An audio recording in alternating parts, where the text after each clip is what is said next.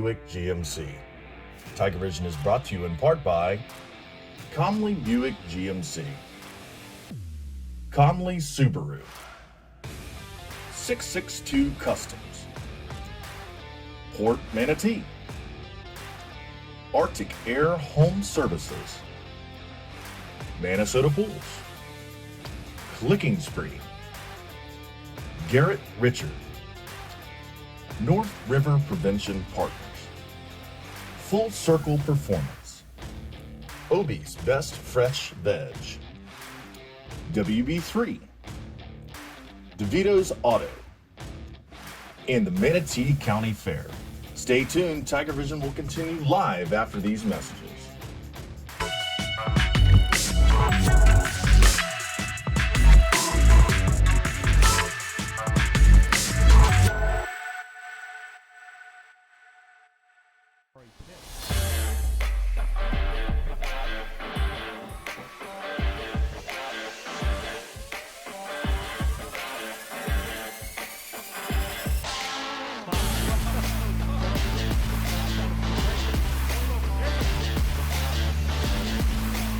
Hey guys, Chris Conley here from Conley Buick GMC. We're excited to be back for another season of Palmetto football and TigerVision. Good luck this year and go Tigers! Touchdown! Hello, I'm Scott Whitaker with Arctic Air Services. We started our business from the ground up and grew it based on the service end of the industry. We own over 50 vehicles, which we depend on every day to make our business run smoothly. We know the value and importance of offering great production and excellent service. That's why we choose Conley Buick GMC, because they provide us with the best cars and trucks and have a service department second to none. Next time you're in the market for a vehicle, I highly recommend Conley Buick GMC, where they'll treat you like family.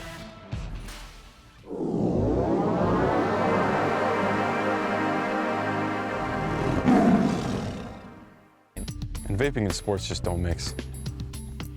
Because I care about my lungs. Because it's more addictive than cigarettes. Because getting suspended doesn't look good on college apps. Because we don't know the long-term effects. Because it's stupid. What's your reason? Hey guys, Chris Conley here from Conley Buick GMC. Kickoff's right around the corner. Buckle your seatbelts and hold on tight. It's time for some Tiger football.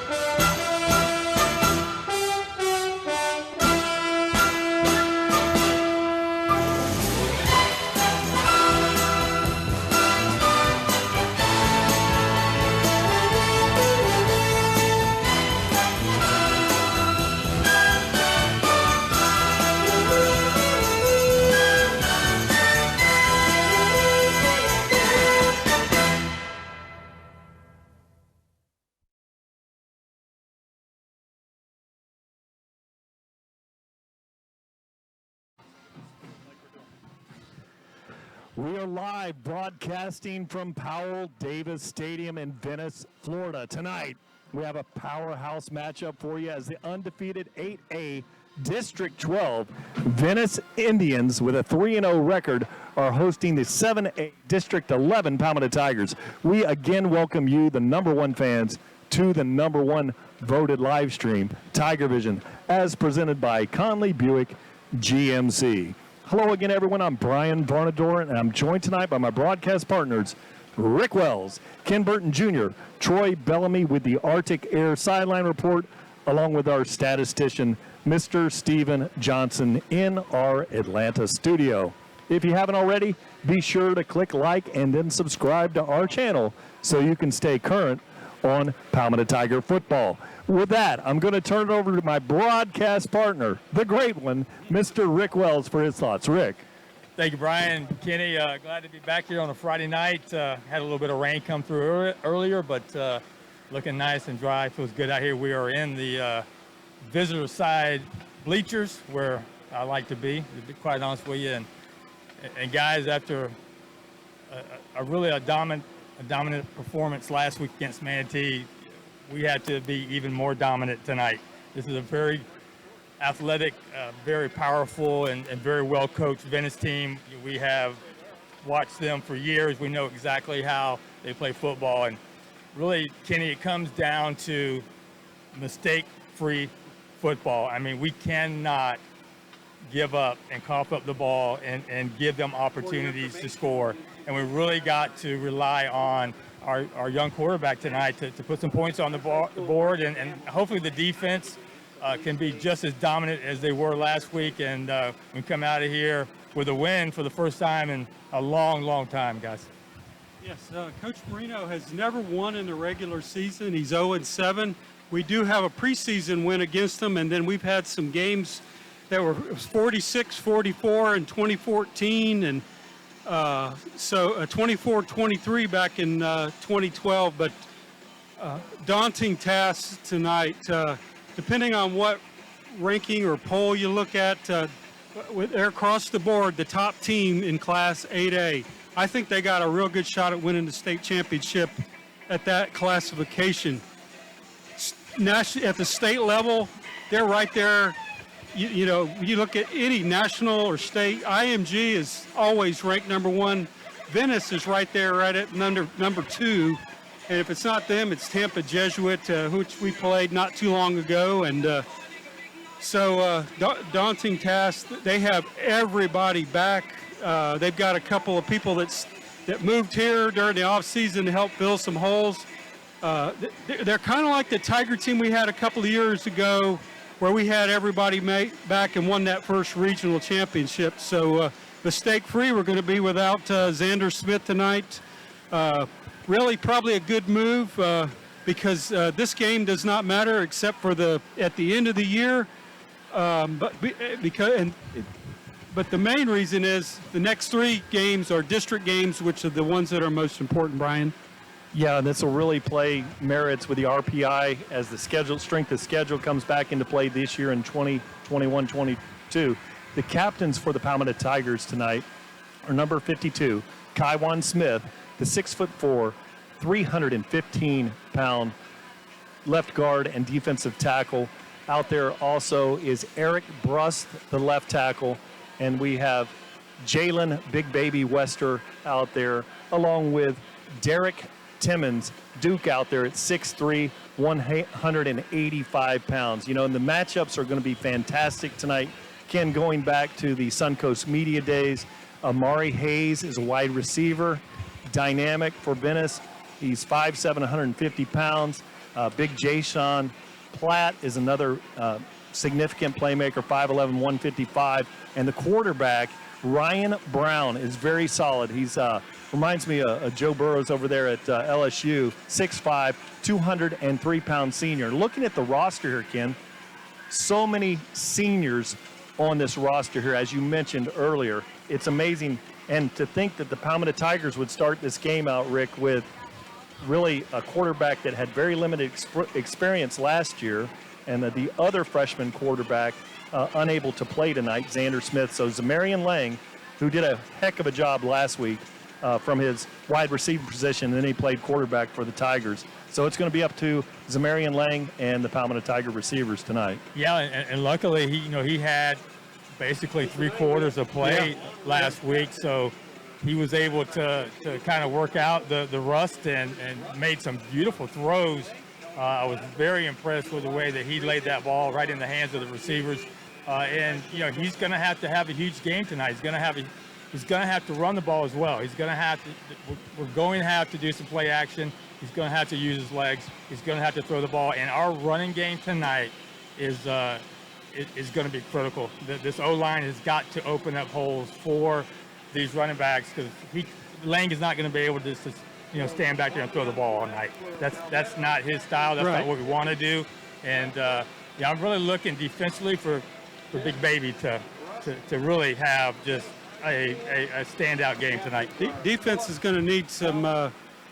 Also is going to need to be at the top of their game. Perhaps a score or two would definitely neutralize this game. That's why you line up and play the game, gentlemen. Yeah, one thing we've seen with the Palmetto athletes out there, there's a lot of speed on the field. But, unfortunately, it's a football game here, not a track meet tonight. And on the other side of the ball, Elliott Washington Jr. is someone to look at there. We all know Elliott Washington Sr., the shot doctor there that made the big shot in the SEC tournament years ago as a coach out at IMG. But his son is an electronically timed 4-4 cornerback, and he's getting looks from little places like Alabama and other places like that. Florida State. Yeah, he's a 4-star recruit, class of 23. Everybody that he would. It's a dream list that I'd love to have offers from all those schools. He's number 21. He's getting heavily recruited, and then the other young man, Damon Wilson, the big defensive end, number 11. He goes 6'5", 232. He also has got offers from Alabama, your school, Florida, Florida State, and the list goes on. Many D1s. They have 4 kids that have been offered by the Naval Academy, so they are well represented at all levels of football. Yeah, and if you look at them, Ryan Brown, he's kind of an interesting quarterback at 6'5", 205. He's much faster than he looks running the ball. Yes. And they are able to ground and pound. Looking at the statistics here as the game popped up, Venice is averaging 197 yards a game rushing. And one of the dynamic rushers that we know, great name, his number 13, Demarion Escort. And he's 6'1", 185-pound senior. And Rick, he can really tote the rock. Well, there's no doubt that the defense, they have their hands full tonight, and this is going to be the best offense that they have faced up to this point. And I just go back to what we talked about earlier. If you look at St. Pete Lakewood, if you look at the Riverview game, we beat ourselves during those 2 games. We really should be 3 games in the win column. But, woulda, shoulda, coulda. We beat ourselves. So defensively, we've got to play smart, disciplined football. It really comes down to that. You got to stay in your gap. You got to tackle. You've got to tackle tonight. We cannot afford to have a lot of missed tackles and give these powerful backs an opportunity to pick up 5, 10 extra yards. What's deceptive, Brian? You kind of alluded about the quarterback, Ryan Brown. I remember interviewing him on Suncoast Media Day. The kid, 6'5", 220. Okay, he looks like Tom Brady out there, but he runs a 4.5 40. He can take it up and run. His dad played in the NFL, so good genes there. And the funny thing about I was reading on some tweets about him because there are no offers out there for this young man. Perhaps the best uncommitted quarterback in the country, because I read up and down his Twitter. I mean, they're definitely after him, but the offers are not there, at least not on the internet. And you know that the young man faces a very disciplined, strong defense every practice, day. Every has to do. He said that. He says, the best thing about our defense is I got to go up against those corners every day. It's going to make him better. So now it looks like Palmetto will be returning the kick, and back there to return will be James Simmons back there along with Adonis Moise. And one thing we've seen out of this Venice kicking game, they have the ability to do that really high, I wouldn't call it a pooch kick, but they're able to pin it down here. So it could be a play. Looking over here at Cleve Benson, number 3, they like to kick it really high in between the 30 and the 25-yard line. So your up backs have got to have the ability to make a play on the ball. Yeah, I'm really looking forward to see if they use Moise more in the offensive scheme. He's so talented. We've seen him on special teams, and we've seen him just very sparingly on the offensive side. But I would love to see him become more involved in Coach Ty's offense. And that could play into tonight because there's very little film on him other than him running that kickoff back and maybe a catch or two. He could be a pleasant surprise because the defense has not had a chance to prepare for him.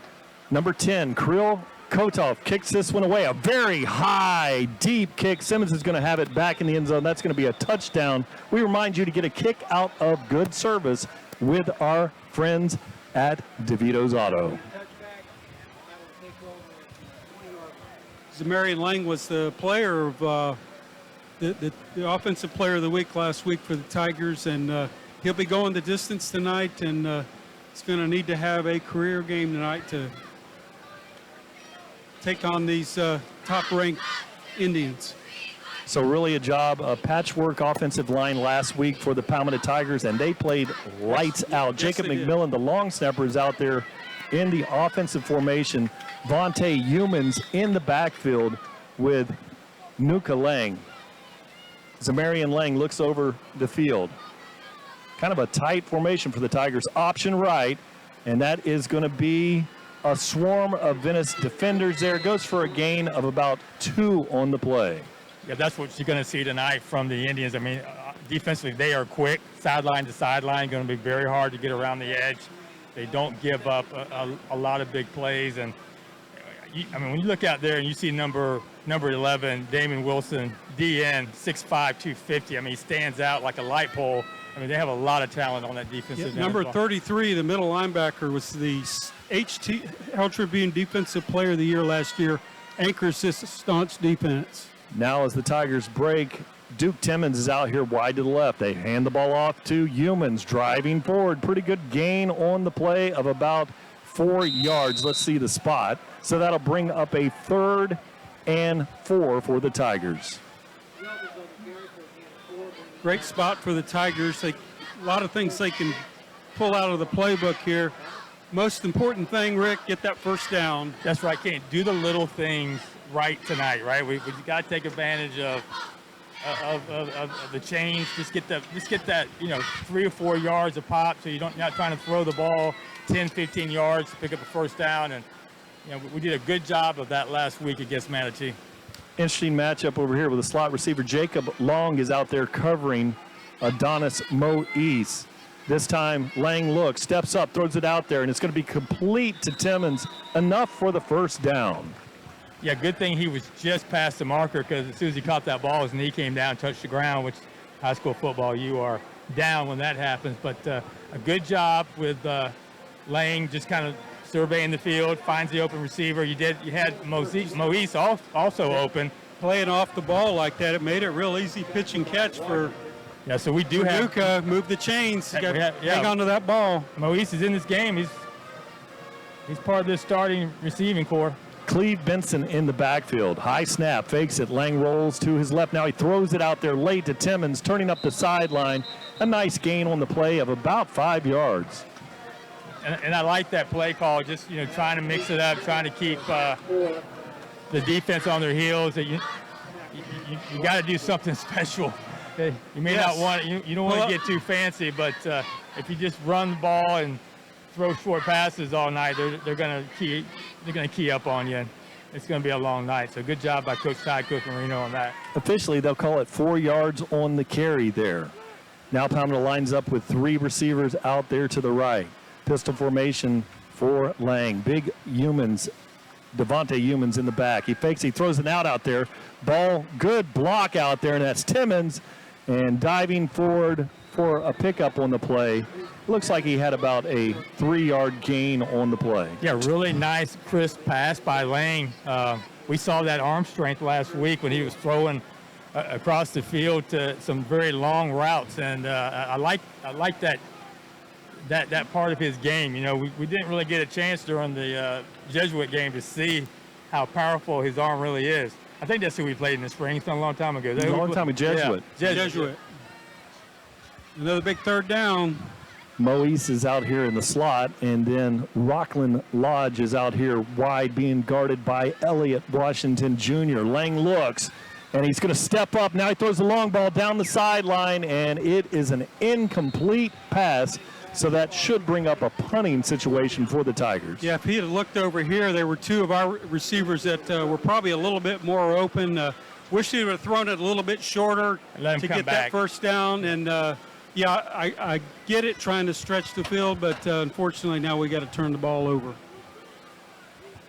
So now Jason Platt back there, the 3-year starter, wide receiver. Brandon Gonzalez will kick this one, and he's kicking to Jason Platt back there, the senior, 5'11", 155 dynamic returner.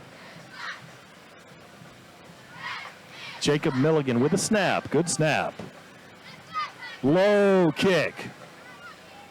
And it's going to check up and be down there on, I think those guys may have watched the Mississippi State game. They were gathering that ball there on the 34-yard line. I'm okay with that, too. We can keep it out of Platt's hands. And net punting yards. We'll all right. Yes, All right. yes. And the field, we had a good little summer rainstorm, or fall little rain earlier, so the field's a little bit wet out there. So let's see what Venice does here. I expect them to give the ball to big back. He is a escort, Demarion Escort, number 13, back there in the backfield. Brown takes the snap, and he hands it to Escort there, running left, and pretty good. Jake Rue is involved in the tackle, along with number 12, Mikael Gibson. Gain of 4. Yeah, he is a specimen, isn't he, Brian? I mean, he's just your prototypical. He reminds me of Alonzo Houston. Maybe not as big, but just nothing but muscle. So now he throws a little RPO play to the big tight end. And if you haven't watched him, number 88, Austin Bray, he's a good one, 6'6", 230. Yeah, he just happened to coincidentally move here from Illinois just right before school started. Was a quarterback his sophomore year. First time he's put his foot in the ground. Now Brown looking for the long ball down the middle, wide open receiver. It's the big tight end rambling down the field, and he is going to be tackled finally there by number 24, which is Jaden Dunbar, but not after a big first down gain on the play. Yeah, so defensively we're going to have to figure out who's covering that monster, because we've seen that play a few times from Braden River back in the day, and that tight end will be critical. This time, Brown keeps it, and he's going to be hit by Jamil Williams, but you can see his size. He was able to drive forward for a positive gain of a long 3, we'll call it 4 yards on the play. Jamil Williams was our defensive player of the week last week, number 6 for the Tigers on that tackle. And one thing about the game this year, Palmetto has shown that the DNs are very, very strong, but this game with Venice, as we've seen over the years, they like to run the ball between the center and the guard, right up the gut. So it's going to be a big game. There it is again, in for 6. And that is Demarion Escort for the first touchdown. Yeah, the hole opened right when he got there, and he just walked right through it and untouched into the end zone. Yeah, if you look at the replay, it was really too easy. Yes. Now, you got to remember, they had 7 offensive linemen coming back that had at least started a few games last year, so everybody's back on that offense. And the 5 starters across the lines all starters, came but back. 7 of them that started in the rotation. Yes. The kick is up and good. So Kirill Kotov, we talked, there's a junior kicker there, Krillkotov. That's not a good kicker's name, That's Brian. a good kicker's name. 5'11", 160. Looks good on the kick. And just think of all the records he will probably set just because of the program he's in here. And they score a lot of points, and he's going to get a lot of practice kicking field goals and extra points and kickoffs. So, Brian, we owe you an apology. There is a cannon here. Yes. Yes. And we were unaware of that. We had forgotten. We were quickly reminded. Correct. Who brought that up? You brought it up. Brian, I brought it up. And we kept going back to Port Charlotte. Well, then I said, no, it's the Pirates from Port Charlotte. Obviously, they would have a cannon. Obviously, we were wrong. They probably have one, too, but that was a wake-up call. And it's loud. And when you're doing an internet broadcast outside, kudos to Nick Batchelter, because what that can do is totally jack up the audio. And so always prepared. Now get a kick out, a good service with our friends at DeVito's Auto. A driving kick, and it's going to be touched there in the end zone by Simmons. A dangerous play there. It'll be 1st and goal for the Tigers at the 20-yard line. Lightning is way off east in the horizon here. That's probably some heat lightning, but lightning's lightning. Fortunately, no stoppage of play here. Looks like it's out there, probably cloud cover out there, probably about 15 miles east of the stadium. Now, meteorologists will tell you that there's no such thing as heat lightning. That's what Floridians call it. Yes. Yeah, and that looks like heat lightning to me, the way the whole cloud is lighting up there. Now Lang approaches this one, and he hands the ball off to Humans, driving through, makes a nice cut. Great run on the play, gain of about 8 on the play. Yeah, we didn't talk too much pregame about Humans, but, power on power. We know how hard he runs. We know that he's the kind of back that can pick, 3, 4, 5 yards a carry. He's had just 2 outstanding games back-to-back, and he may become the workhorse tonight when we need to pick up some much-needed yards. So look for the Tigers to drive this one. Look big back, Humans back there. Lang in the backfield. Tight formation. Troy, give us the spot on this one. Rockland Lodge with a jet sweep, and we've got a false start along the line. Currently, we're at the 28-yard line, 2nd and 2, but looks like preliminary indication is delay of game. Okay. Looked like some movement, but It was it's 5 yards either way, so we're going back to 2nd and 7. Now they've got one of those very nice clocks there. It's got 25 on the clock now. And I wasn't looking at the back judge. I thought I saw, a little bit of time there on the clock, but it's a delay of game. It could have been. Back was turned to me, so I just couldn't see. Okay. All right. Thanks, Troy. So now 2nd and we'll call it 7 here. Tigers with 2 receivers wide. Slot back over here, Cleve Benson makes a long throw out there, and it is picked off. It was intercepted. Yep, so that was number 6 there on the break, and that is number 4 on my roster, which is Miles Weston, the cornerback. 6 foot, 170-pound cornerback with a great play. Yeah, Timmons, if he could just come back, just a couple steps, and help his quarterback out. He sat hole. He did not come back to the ball, but a great play nonetheless by number 4 Venice. Yes, no doubt. That was a great interception. But the key here is going to be, can we deal with this tight end? To be honest with you, it's not a very physical game. They're not blowing us off the ball. I think the young men are just trying to get their assignments. Now this time he fakes it. Brown, he just dumps it out there to the tight end, and he's dropped down there. Tackle. A gain of about 2 on the play. Houston, a great tackle by him. He's had 3 big games in a row here. Him and Big Baby have just been tackling machines. Tight end. Man, that's a big tight end. Now he's out there in the slot to the left. Quarterback looks. He's got the long ball down the sideline. No one home there. Incomplete pass. That'll bring up a 3rd and 8 here. Yeah, he's trying to get the ball to Keon Sears. Looked like he kind of stopped, and maybe some confusion there on the route. But good coverage by the Tiger defense. This is a big play right here, guys. I mean, I know it's early on. It's 3rd and 8, but we need to keep them out of the end zone. Big Demarion Escort in the backfield with Brown. Little movement there early. Brown keeps the ball. Got a blocker out in front. He's got the 1st down on the play.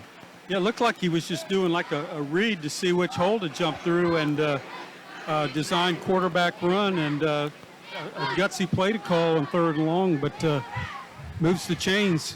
Yeah, just the old quarterback waggle. Yes. From 1950. Very effective. Now this time, he throws it underneath, and it was a tunnel screen there. Breaking a tackle is number 3, Amari Hayes, out there. So a nice gain of the play of about 9 yards. So we played against him last year when he was at Riverview. He and Brown both transferred. Oh, high snap. Ball's on the ground. Ball still live. The Tigers pick it up. It's Simmons, and he is at the 30. He is at the 4. Oh, he slips and is down at the 35-yard line. That's all right. We'll take that break. We'll take it, but, boy, we could have used the score right there by the defense. I'll take the turnover, baby steps here. Let's watch that again. Brown just couldn't get his hand. It's a wet field. Couldn't grab it, and A lot of Johnny on the frustration, spot. And so let's see what happened there. Actually, Simmons got his foot hit by a Palmetto player trying to go out there and throw a block. Caught the back of his heel there. Elzavian Houston was hustling on the play. Riley Jackson had a lot of penetration on that deep stop there, what caused the fumble to continue to roll until we could pick it up.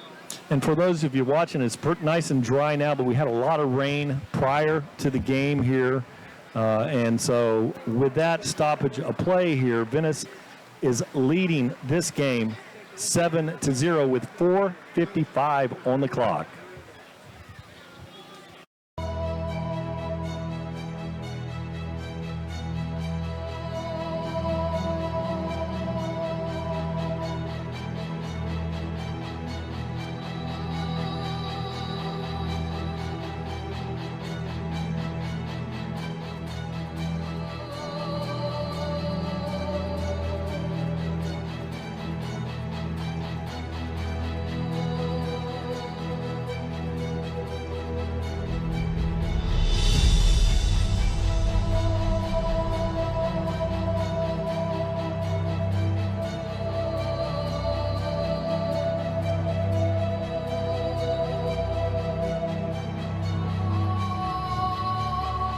First and 10, ball at the 35-yard line. Lang looks, steps up, throws the long ball down the sideline. It's going to be a jump ball. Great play there. You saw Elliott Washington Jr. in fine position, but you saw Adonis Moise flip from an offensive player into a defensive back there and made a great play. Exactly right. This is our star freshman going up against the four-star recruit getting recruited by everybody in the country here. Great matchup there.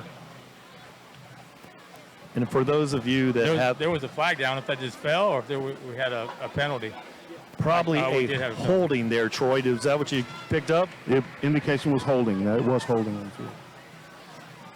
Troy with the Arctic Air sideline report. Cleve Benson now in the backfield with Zamarian Lang.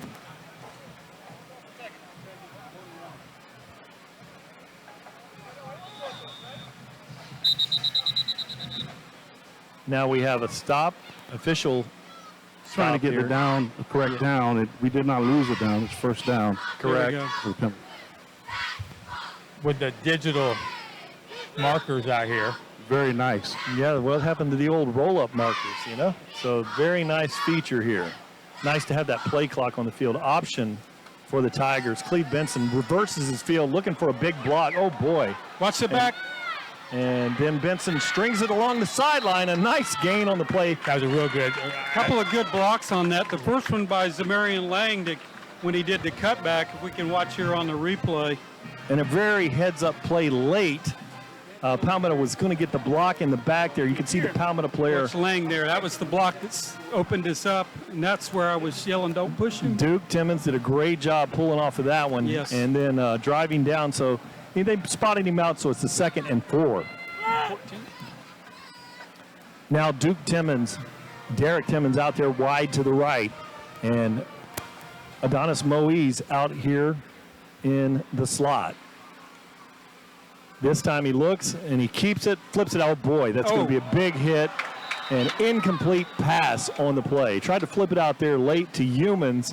Really had some good things over here on the left side of the formation, but Lang was rolling over here to the right. It looked as he was getting ready to run that it was going to make the linebackers commit, but he was right there on him, knock it loose. Interesting wrinkle there. They had Jamil Williams out of like a tight end position. And she was Zakedri Rutledge. Was that Zakedri Rutledge coming out of there? Getting some time here early. Yeah, kind of came out of a tight end position on the field and really was running in a lot of clear real estate with a drag route. They have some really nice corners, but the matchup is right here with Timmons and number 1 for Venice. Yeah, so somebody did think about this one. Jason Platt, the dynamic wide receiver, dual roles tonight. He's also playing corner over here for the Indians.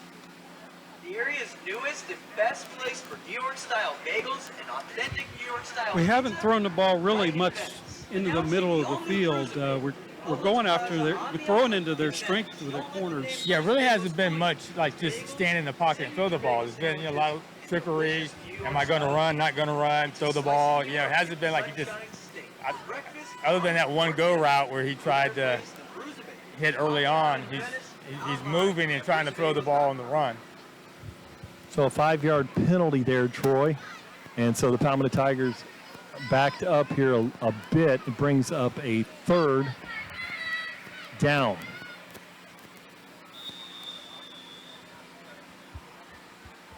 Lang, good snap. Looks, avoids the tackle. Now he steps up, throws it late out. Adonis Moise was open in the pattern, but incomplete pass is going to bring up a punting situation for the Tigers. It probably would have been better for him just to run the ball on that play. He had a lot of green in front of him.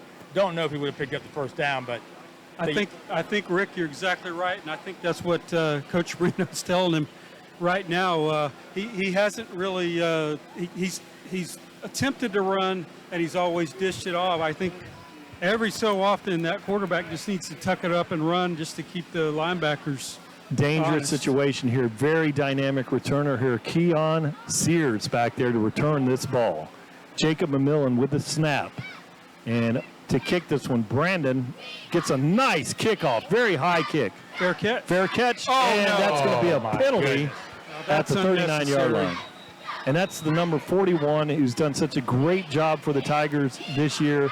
Kyrie Marshall, the linebacker, unable to pull up on that one. Pretty clear fair catch signal there. I mean, there was no doubt. I mean, he was waving like, hey, here I am. But a nice punt. We've seen, really, it's amazing what Coach Robbie Stevenson does. Brandon Gonzalez, he's just done a fine job this year out of the punting position. On that last play where Lang threw the ball out of bounds, the coaching staff was imploring him to run. It did look like he had a little green to be able to run, but, he made the decision to throw the ball and was incomplete. Yeah, Troy, you had mentioned last week that Zamarian had a knee injury younger, and he's, a couple years back. He's good. He just needs to get confident in what he can do because he's very elusive. Yes, he's just developing that confidence, that physical nature. He's just a sophomore. His second game starting ever. And now Brown looks, Palmetto coming here with a big package, and he shakes right through the middle and high jumps over a defender. Finally tackled there by Ruiz, but another first down gain out of the quarterback position. Well, the referee did a pick on Big Baby as he's about to tackle this big quarterback. If you watch it right here, right there. Right? That's an illegal pick. Well, quarterback was smart to use him like that. So Ryan Brown, empty set back there. Now he's running to the left, and there's a false start.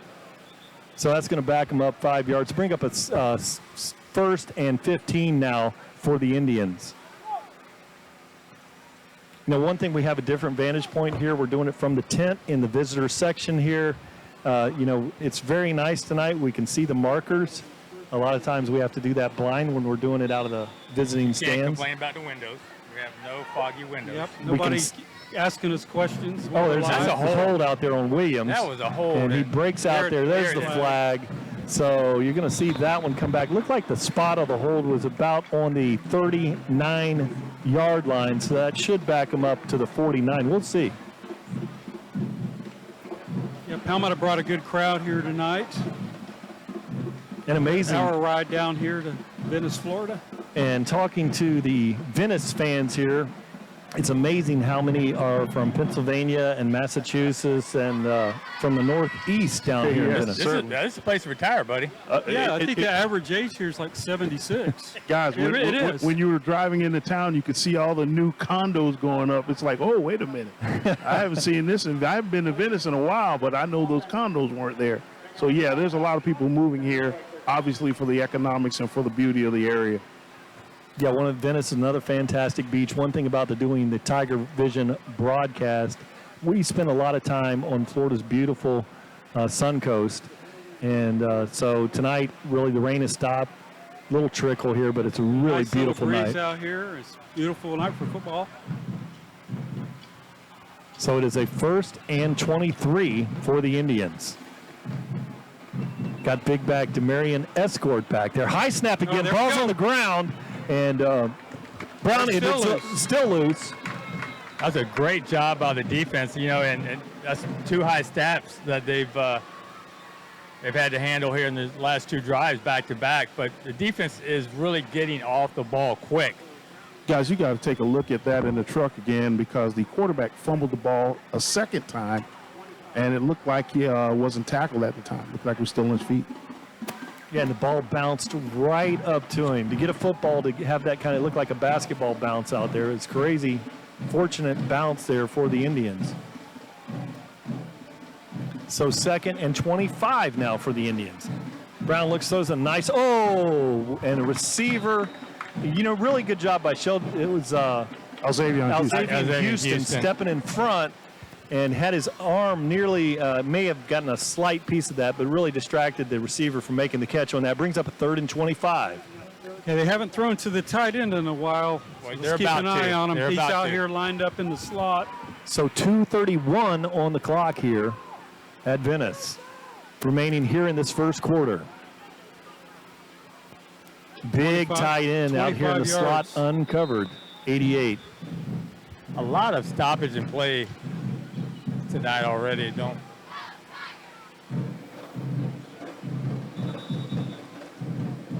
So with 2:31, as they sort this out, one thing that you've seen out of the Palmetto DN specialists here, they bring a lot of pressure. Look at big Ced Augustine, 3rd and 25 here. Look at number 1 out there. And see if he looks out there, a lot of heat there. Now running to the edge, throwing across the middle, and avoiding a tackle there. Then Jalen Wester cleans that one up. So to bring up a 4th and about 10. Good gain on the play. Really going to be out of field goal range. Yeah, it'd be over 50 yards. 4th and 11 here. So they're going to go for it. Yeah, they don't mind going for it on 4th down anywhere on the field. They got all these weapons. And look at big number 70, Rumpf, along the middle of the line, changing things, a little bit of a stunt. Now the tight end goes out to the wide receiver position, being guarded by Sheldrick Simpson, and now he rolls. Good. Big baby! Jalen with a big hit. Now, if you're watching, Jalen's got a lot of offers from places, and one thing about number 21 for the Tigers, does he bring some speed? That was like a missile. Look at him. He doesn't even hesitate. That young man is a tackling machine. Yes, he is, Troy. Wow. And you got Brown running out of there at a 4.5, and you see the closing speed of a linebacker. Incredible. He had no chance with Big Baby. Now, they must have had the markers wrong there. Troy? It was 4th. No, okay, okay, there we go. All right. They went for it. 4th and 11. Okay, so now they changed that. They changed it up here late, and now Lang is out there. He's got humans in the backfield with him.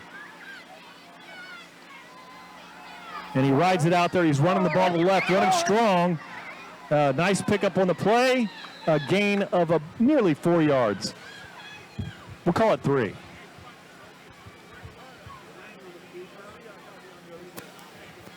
Nice run by Lang. I'd like to see the quarterback run on occasion. Would like to have seen him cut it up. Maybe there might have been a chance for a few more yards. We'll take the short gain to make it 2nd and manageable here.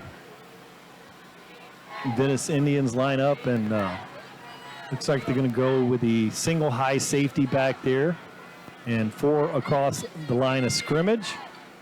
And your traditional linebacker set there. And now Humans looks, and it's a quarterback draw, and it's going to be a gain. First down. And first down for Nuka Lang. And all he needs to do is just a few times to keep the defense honest. Well, that's just right out of the Venice playbook there. I mean, we've been seeing that all night already, and he can do it. Lang's out there. Mouthpiece is dangling here as he goes. Now he checks over to the sideline, puts the mouthpiece in, ready for play. Coaches Ty Stolt is changing things up. Humans in the backfield, and 2 receivers on both sides of the formation. This time it's Humans, plunges forward, grinding low, and it is a gain of 7 on the play. Yeah, I think we need to get him more involved in this and use that running game, because that's a beast to try to tackle. I think we have Damari Magwood out here in the slot along with Duke Timmons wide. Rockland Lodge is on the slot on the other side. 2 receivers on both sides of the formation. Big Vontae Humans in the backfield along with Lang. Humans drives forward, driving, and going to be, looks like a first down from here, guys. He's right on it. Close. Oh, he was across the line there. I'm looking at the marker right at the line. Very close. Yeah, you don't have that hat on. So spotted short of the line of scrimmage here. Their fancy digital sign says 2 foot. No, that's nice. That's fancy. That's nice. Good first quarter for these young Tigers after taking a little bit of punch in the mouth here. You know, the tight end hurt them bad early, but they responded and they have bounced back here with a nice drive.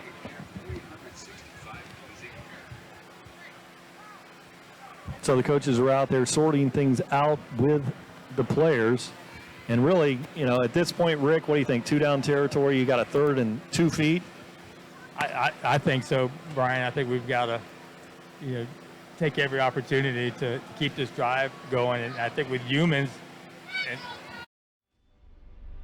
I'm Tom Redmond, delivery specialist here at the all-new Conley Subaru, and this is the 2021 Subaru Crosstrek Limited with the EyeSight system. Subaru's EyeSight driver assist technology is a set of dual color cameras mounted high, scanning the road, trying to help you avoid or reduce frontal impacts. The Subaru EyeSight system, helping you stay safe. Visit us at 816 Cortez Road West, Bradenton, Florida, where we treat you like family. Conley Subaru out of the break here. 3rd and 2 feet for the Tigers. You got a little tight formation over here wide. Rockland Lodge, look at the slot there in the middle of the field, eyeing that with a single high safety back there. And that it looks like we've got Zakidri Rutledge out here with Rockland Lodge, and that is just begging for a slot pass slant to your slot receiver with a single high safety back there. But Lang looks and he's going to keep it. Driving forward, first down and more. Good gain on the play. He's not spotted at 30. And Venice really didn't get any of those types of look on any film that they may have watched on Lang last week. He didn't run the ball a lot. We did a lot of passing, and a lot of the run game was just superb, but this is a new element. Now they run the option here. Cutting it in as Humans takes a big hit there. And I like what he did there, Brian, because he knew he was not going to be able to get that edge. So he just put that shoulder down to pick up what he could, and he gained some positive yards out of something that probably would have been a loss. It's a 2nd and 8, maybe 9. It could have been a 2nd and 12, but thanks for his effort. And sequential pay calling for Ty Stold. He's going to see what was there, and we'll see a little change later on in the ball game there, because the linebackers really came up. You got a single safety back there, and really very attractive looking throw to the middle of the field. Now Lang takes it, and he's going to be tackled. It's going to be a loss on the play. He's tackled right at 35. Brings up a 3rd. We're going to call it 15.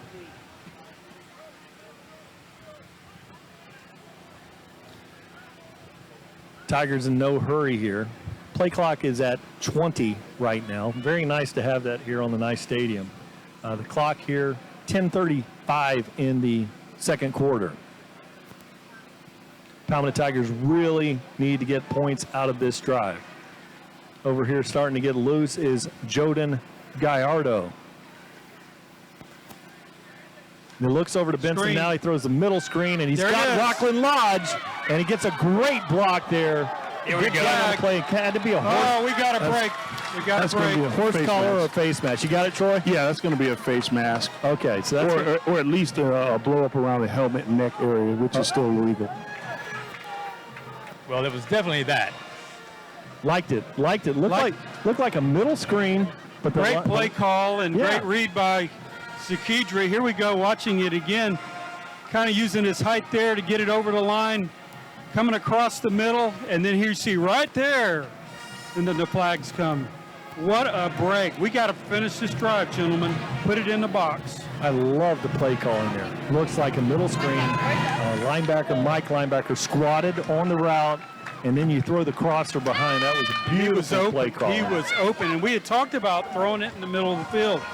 And great play call and execution there, and the break to good job by Lane just to recognize that. Beautiful. Yeah, a lot of pressure coming Beautiful his way. Yeah, he played it perfect, did the little fake. And so great job by the offensive line to not get downfield on that also. This time it's Vontae Humans driving, and he has about a 4-yard gain on the play. He's got to finish this one, Rick, for us. Yeah, I think that he's so key tonight, and just right now. He's key right now. Just trying to wear down this defense as well, because that defensive line is impressive. Now the ball is spotted at the 9-yard line. The Palmetto Tigers have entered the Obie's Fresh Veg red zone. 9:42 on the clock. Benson lines up in a slot out there to the left. Big Vontae Humans in the backfield with Lang. Humans has a little bit of a crease and a really fine play there by number 11. Yeah, there. that's that big Damon Wilson. Damon Wilson. That's that 250. 6'5", 250. Yeah, he's a monster over there. Another 4-star recruit on that defense. And he's quick. Yeah, that's the impressive part of that, the quickness. You know, you see someone like that, and it looks like a guy that's playing at, 195 pounds, 200, but he's every bit of 250 over there. Flag here. Flag here What's on the Palmetto. Palmetto. Flag, Troy? Is it delay? No. Illegal substitute. Sideline warning on Coach Marino. He was 3 feet on the field. Come on.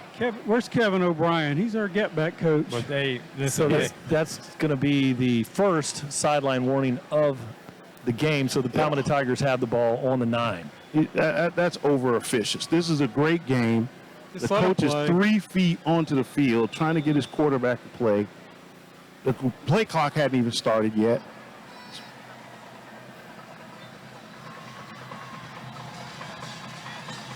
They fake the ball now, rolling to the right, and he throws it out wide, and it is incomplete. Great coverage over there. Elliott Washington Jr. Yeah, that was an ill-advised pass there. You had 2 defenders over there and just one Tiger uniform, and It wasn't there. You throw it away and kick the field goal here.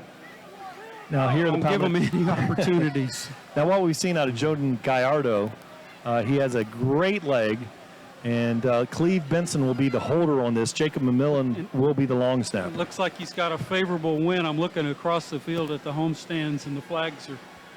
He's got the wind at his back. He should be able to knock this thing through if everything get a snap and hold. Snap by McMillan. Guys. And it's down, up, and good. Yes, 7-3. 7-3. Troy, our Arctic Air sideline reporter, are you doubling as a get-back coach there? Guys, the official is standing here, and I stood right on the ball to see what was going to happen. That nose tackle helmet was over the ball. It was in the backfield. He sat there and held onto his flag. And I don't know, he's trying to explain it. I just walked away. Should have pulled the flag for him, Troy. You done good. You did good. Literally, guys, I mean, there's no way that you're not supposed to call that offside. He was on. Not only did he jumped into the neutral zone over the ball. Have you noticed that when Troy's on the sideline, he becomes very emotional? He's part of the. He is. These are my kids. I hear These you, are my but you guys. got to protect them. You got to protect them. I just want to make sure we get a fair shake here. I got you, Troy. Hey, I don't want you to get no sideline warning now. Yeah, I thought you might have been doing the get back there, but you had a straight shot right down the line there from that. So, yeah, I was right on that. I mean, even the flag people were standing there watching, shaking their heads, and they're from Venice. Get a kick out of good service with our friends at DeVito's Auto. Jordan Gallardo to root this one away. Nice driving kick, and it is 6 yards deep into the end zone. We're going to have an offside. This is definitely Might have been 2 weeks ago where flags just, I mean, it flew all night. Their shoulders are going to be hurting. My goodness. Same county. Man, that is a great kick by Gallardo. And now you're going to kick this one from 35, just like the college guys. And you got two dynamic receivers back there. We got number 3, Amari Hayes. And then far across, you got a number over there, the return on the far sideline, Troy? That looks like number 2. Yeah, so you got number 2 there, Keon Sears back there. Keon Sears, son of one of my good friends, Rod Sears. Yes. Troy with the Sarasota actually, connection. both of those guys I watched them grow up in Sarasota, down the street from my daughter.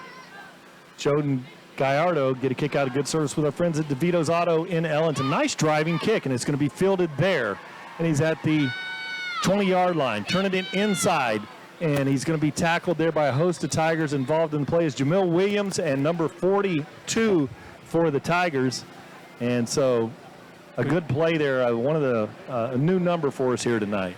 Just for the record, Troy, they caught that offside. Yeah, no doubt. Hey, Troy, number 42 for the Tigers. I got a blank spot here on my roster. Chickato, Justin Chickato. Justin. They call him Dino. Dino Chickato. That's easier to pronounce. Dino. We got Sheldrick Simpson covering 2 all by himself now. Rolling in late is Alzavian Houston.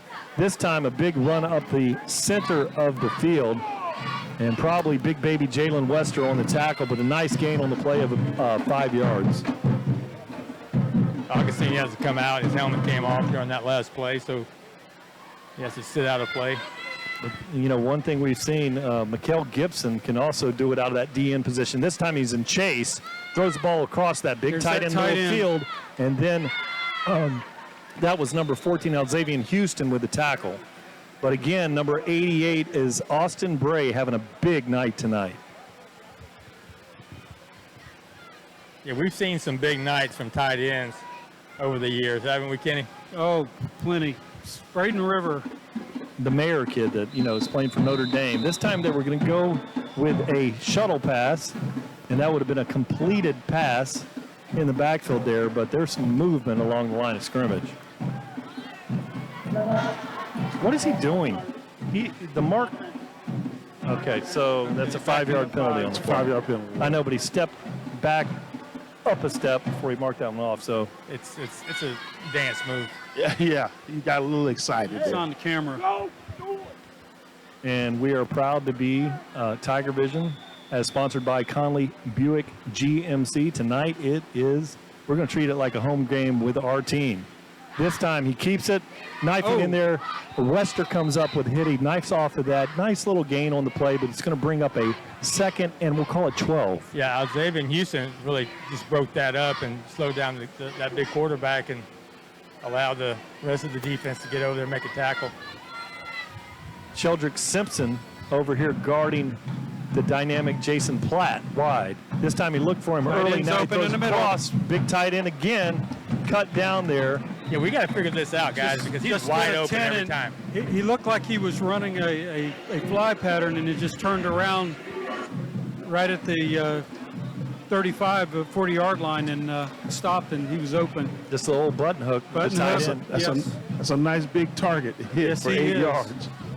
Big guy throwing it to him. And that's the only way they're moving the ball at this point. So yes, if we can adjust to that, we can shut them down. Here we go. This time they throw it, and this time they have the Wester misses a tackle. He bounces out of 1 or 2, 3 tackles. Now running down the sideline. Houston has a shot. Shakes that tackle. Still going. Gosh. And he is in. That's Sears. He stepped out of bounds. That's the transfer from Riverview. They got him stepped out of bounds. Yeah, they got him as they fire the cannon here. Let's look at this again. My goodness. We had about one miss right there. 11 missed tackles. 2, 3. That's what Hayes adds to their offense. And of course, his brother, he's up somewhere up in north. He's up at Lafayette. Lafayette, a Division I school up in the Northeast, and I believe he is. This Omari's committed up there already. Yes, last week his brother Puda got his first touchdown on a kick return. I think it was like 95 yards. Yeah, we remember Puda. Where did Puda start at, Troy? I think he made a couple moves during his high school career, didn't he? No, he actually was at Riverview the whole time. Riverview, okay. Yeah, we remember Puda. He's a very fine player. Now there is Escort driving forward, and ball is out late, but they're going to say the runner was down, so it's a gain of about 6 on the play. Defense needs to bend but not break here. If we can just hold them to 3 points here, it'll be a big victory. Escort. Oh, nice tackle there. Goodness. My goodness.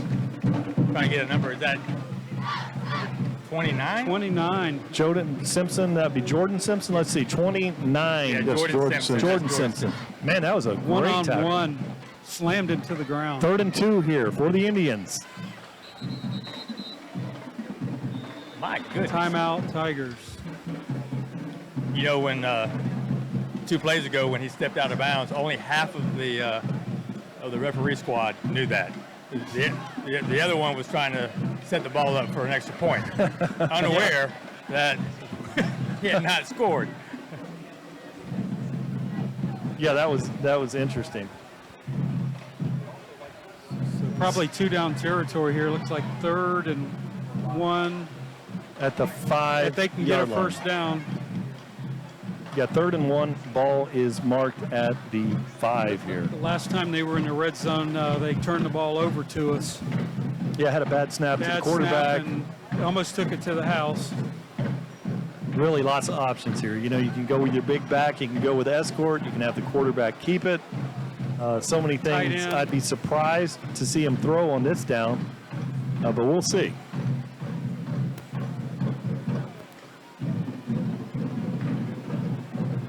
So it's 6:49 on the clock. No, 6:43 on the clock here.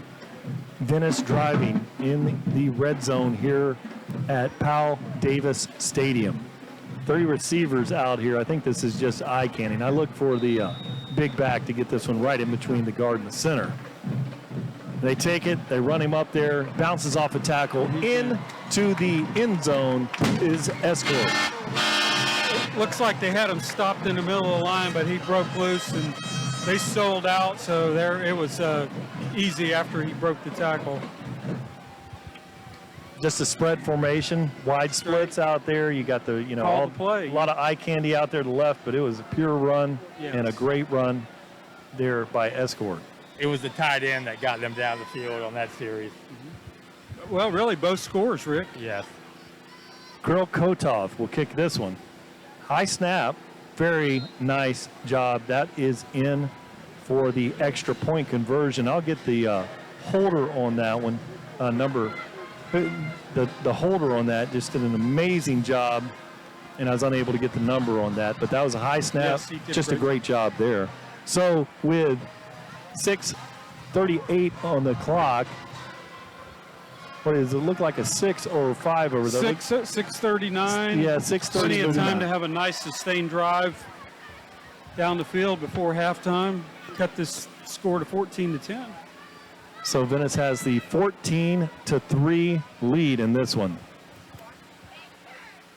Now going back to return this is James Simmons along with Adonis Moise. Got to be very aware. They do have the ability with that high pooch kick.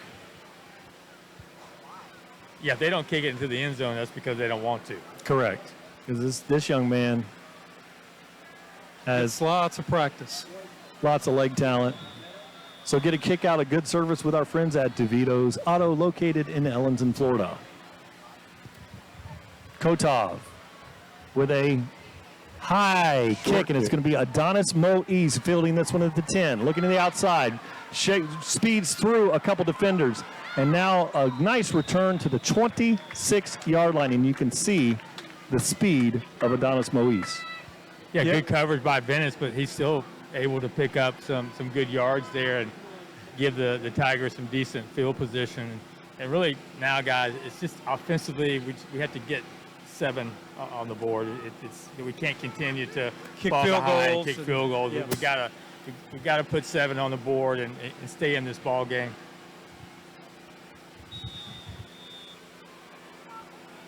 Palmetto Tigers been doing a pretty good job running inside the tackles tonight. Good job of the offensive line. Vontae Humans in the backfield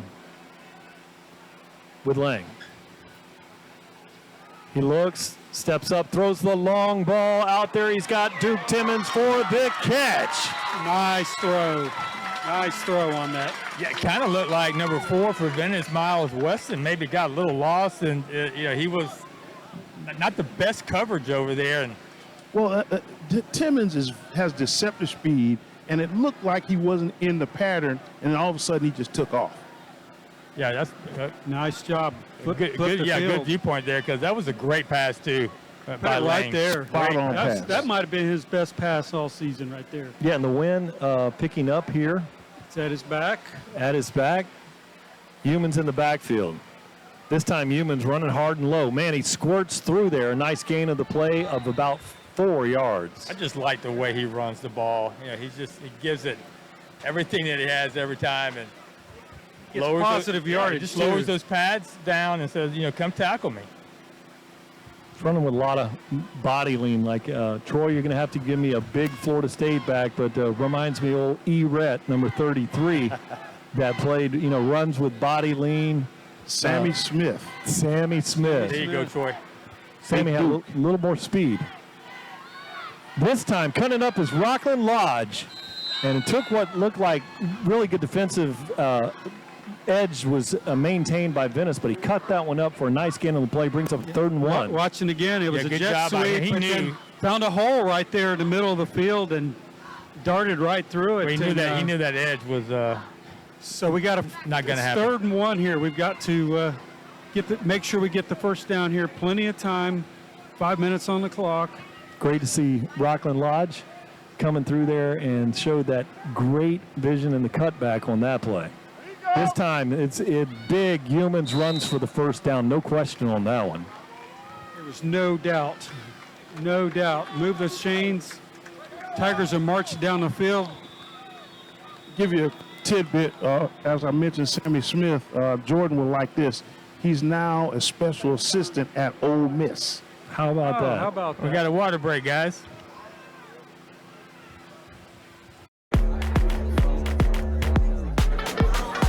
Party. You're not drinking? We don't exactly. You can't party without alcohol. What are you guys, losers? You guys, they're not drinking. Get real. We know peer pressure isn't really like that. And we all know the dangers of alcohol. Nobody cares if you don't drink. If you choose not to drink, that's cool. So you do you. Very impressive drive here for the Palmetto Tigers here with 4:55 here in the second quarter.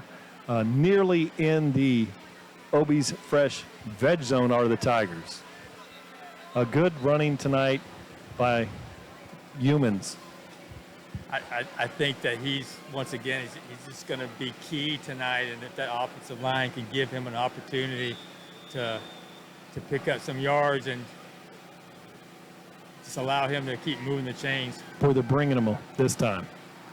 And this time,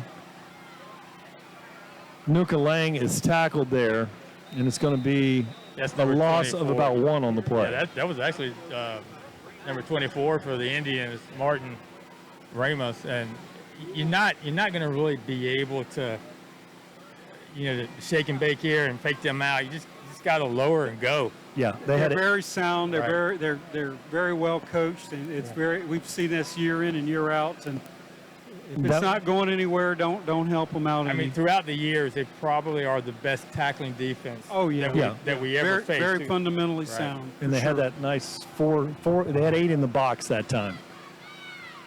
Because you're thinking what we're thinking. Lang looks. Now he rolls. He's going to be a holding call on there. Yeah. Now he throws it out of bounds there. He was out of the pocket. Does that matter in high school football? and he got it past the first down marker, so he's going to be okay there. But that's going to be a holding, and it's going to back the Tigers up on this one, 10 yards. And that happened in the backfield spot foul. That was right in front of us. We all saw that. They're going to mark that one about 13 yards back.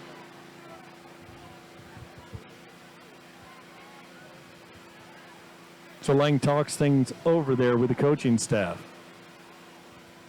we are getting close here. You know, it's 3:55 on the clock, second quarter. It'd be really nice to pick up a touchdown here on this drive before half. And So 2nd and 22 for the Tigers here.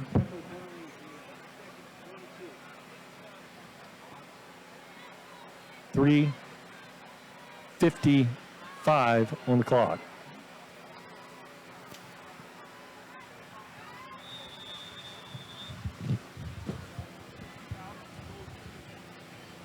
Single back Humans. This time Lang looks and he throws it out there, slip screen, and they're all over that one. Sitting on that one is the linebacker out there. Great play on that. I believe it was number 30. Let's see, number 36 there, Rick. yeah, that's going to be Michael. Castaway. Or I thought that was Michael Phillips. Phillips, yes. It's really. You know, he must have had a swim move, right? Well, you know he did. It's just those are the plays that you have to realize now as we start to get toward the end of the first half that they're not going to work tonight. For the most part, they're going to be very difficult, right?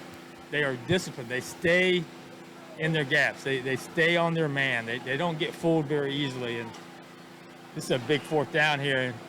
Third down. Third down, I'm 27. Third and 27, bunch formation out here with the Tigers.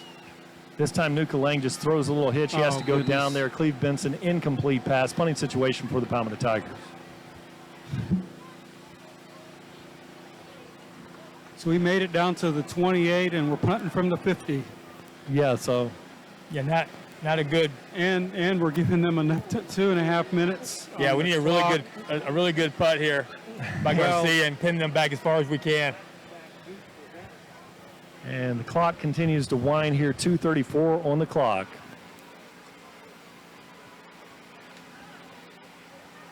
Brandon Gonzalez. Let's see if he can pin him back. Jacob McMillan to snap this one away. Fires off a snap and up high on this one, and this fair catch is called there. And it's going to be, right there involved in the play again. Kyrie Marshall. No flag on the play, so it'll be Venice ball, 1st and 10. All right, Kansas, you're Coach Brazelton right now, and you got 2:44 left before the end of the first half. What are you telling your defense about this tight end? They've got to do some type of coverage to take him out of the ball game. They've got to keep everything in front of them, and we cannot let them score going into halftime because they get the ball second half. Keon Sears and Amari Hayes are out here wide to the left. Brown looking things over. Making a shift in the backfield. Escort is blocking. Now he throws the long ball wide. Good position over there by Sheldrick Simpson. Just fantastic coverage. Yeah, he got his head turned around right there at the last second. Just perfect coverage. Meat on the hoof. I mean, Elliott Washington is obviously a little bit bigger than Sheldrick Simpson, but Sheldrick Simpson is every bit the cover corner as Elliott Washington. Now that was, and Jashawn Platt is a very polished receiver, but you could see the technique over there was fantastic by Simpson. There's a tight end. They're on him this time. Rump gives pressure and he throws good it out job. there. Oh, my goodness. That was the best coverage that they had on the tight end tonight. You actually saw Simpson over there, and then number 23 for the Simmons come over and try to pick him up. That was good coverage. They were paying attention. Rump with good penetration, and then Jalen Wester was flying through there. 3rd and 10, we could get the ball back here if we hold them. Oh, good. It might have been a hold over there. This time Brown's got it. He's running, throws his head down. Big hit on the play, and he's got the first down. And you forget that they got a running quarterback there. Well, you can't. You're in no man's land. You cover the receiver. You come off of him. Yes. All right. That's a hard play. It's a hard play. Yes. It is. Augustin got a little, somewhat. He might have had a little bit of jersey as he came around the corner there, and pick up a first down by the quarterback. This time he runs to the right. Augustine harassing again and throws it back across. This time, Palmetto Tigers in great position. Sheldrick Simpson. I tell you what, man, he's having a great game already. Sheldrick Simpson is just an incredible young cornerback. Let's Guys, watch that again. Great pressure by Cedric Augustine. Forced him to have to step up. Now, if I was that quarterback, I would just quit throwing it over there. And this time he throws a little quick out there and a big gain on the play to the 40-yard line. Looks like he's got the first down. Let's see. Now there's a flag comes in late. And the Palmetto Tigers look like it might be a sideline warning over here. Let's see. The Tigers were clapping on that one. So it may have been a late block after the play. Either that or a little bit of jawing after the catch. So it would be still a first down and just back them up 15. Because it would have been after the completion and the first down. You're really asking a lot right now, because we haven't seen anything from them yet. All right, there we go. Unsportsmanlike against Venice. There we go. And it had to be after the first down. And you might see let's see. That is very uncharacteristic of the Venice team. So 2:05 on the clock here. It seems like an eternity. This clock is not moving very fast, Kenny. It's all this throwing. Incomplete passes. Pass and yes. Look over here. One covering two out here wide. Terrell Crawford out there waving someone over because he's got Jayshon Platt and Amari Hayes out here. Now rolling up late is Jamil Williams. And there's that big tight end in the slot again.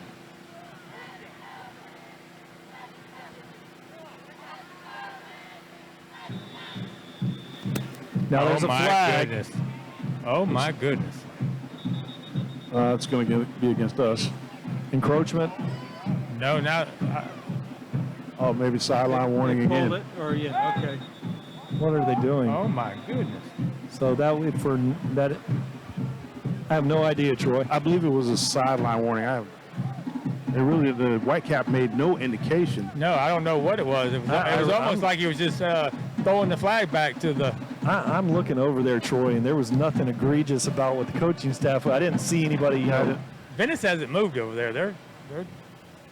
Yeah, I mean. Wow. So sideline warning. You ever seen a deer in the headlights? Yes. Yeah. Me too. Right now. First and 10 for the Indians. Brown throwing the ball again. Good pressure there. Now he rolls out to the right. Throws back across the middle. There it is. Oh, he had it. Sheldrick Simpson had a shot at the pick six. He had 6 points. But there was nobody between him and the end zone. My goodness. Get back out there. Sheldrick has run all the way over the sideline. Get back out there. I tell you what a series for Sheldrick Simpson. Watch this throw. Throws it across his body. Sheldrick jumps the route, and it's just right there. There's nobody there. He had 6 points. Great job. Great series. So now it's good defense out there. And there's that's just a towel coming out. Yeah, that was just a towel. The white towel, not the yellow. That's all that. All right. I thought, man, that is a late flag, but just they're not scared to go for it on fourth down now. No. They don't punt. In any situation, they will go for it on fourth down. We hold me here 3rd and 10. 3rd and 10. Let's see what they do. Let's see. Now coming out. A lot of white flags flying all over the place. There's that white towel again. Now slip screen out there. And a very nice play by Rump, peeling back. Goodness gracious. Okay. From the backfield, on top of the quarterback, turn around, reverses field. Yeah, that's what I like about Rump. I don't know how many timeouts that they have, Palmetto has, but burn one. Yeah, we just burned one. Yeah, you should burn one there. So we're going to get the ball back. So Palmetto Tigers have one timeout left in the bag. I'm going to look here on TigerVision, but we've got one left. One left here.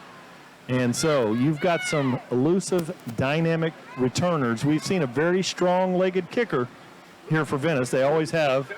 And so what you hope for here is a kicker to out kick his coverage or maybe a high snap. You know, if they kick it. They don't, like Troy said and Rick, if they kick it, and they don't punt very much, so, maybe they don't, we get an opportunity here. Now, you look at this as we'll call it 4th and what we got 11. Yeah. And what we 4th and 11. and that would be a reach, but we had a game with Palmetto High School the last time we played Venice where they converted on 6 4th down conversions, but they're bringing out the punting team. Right out here.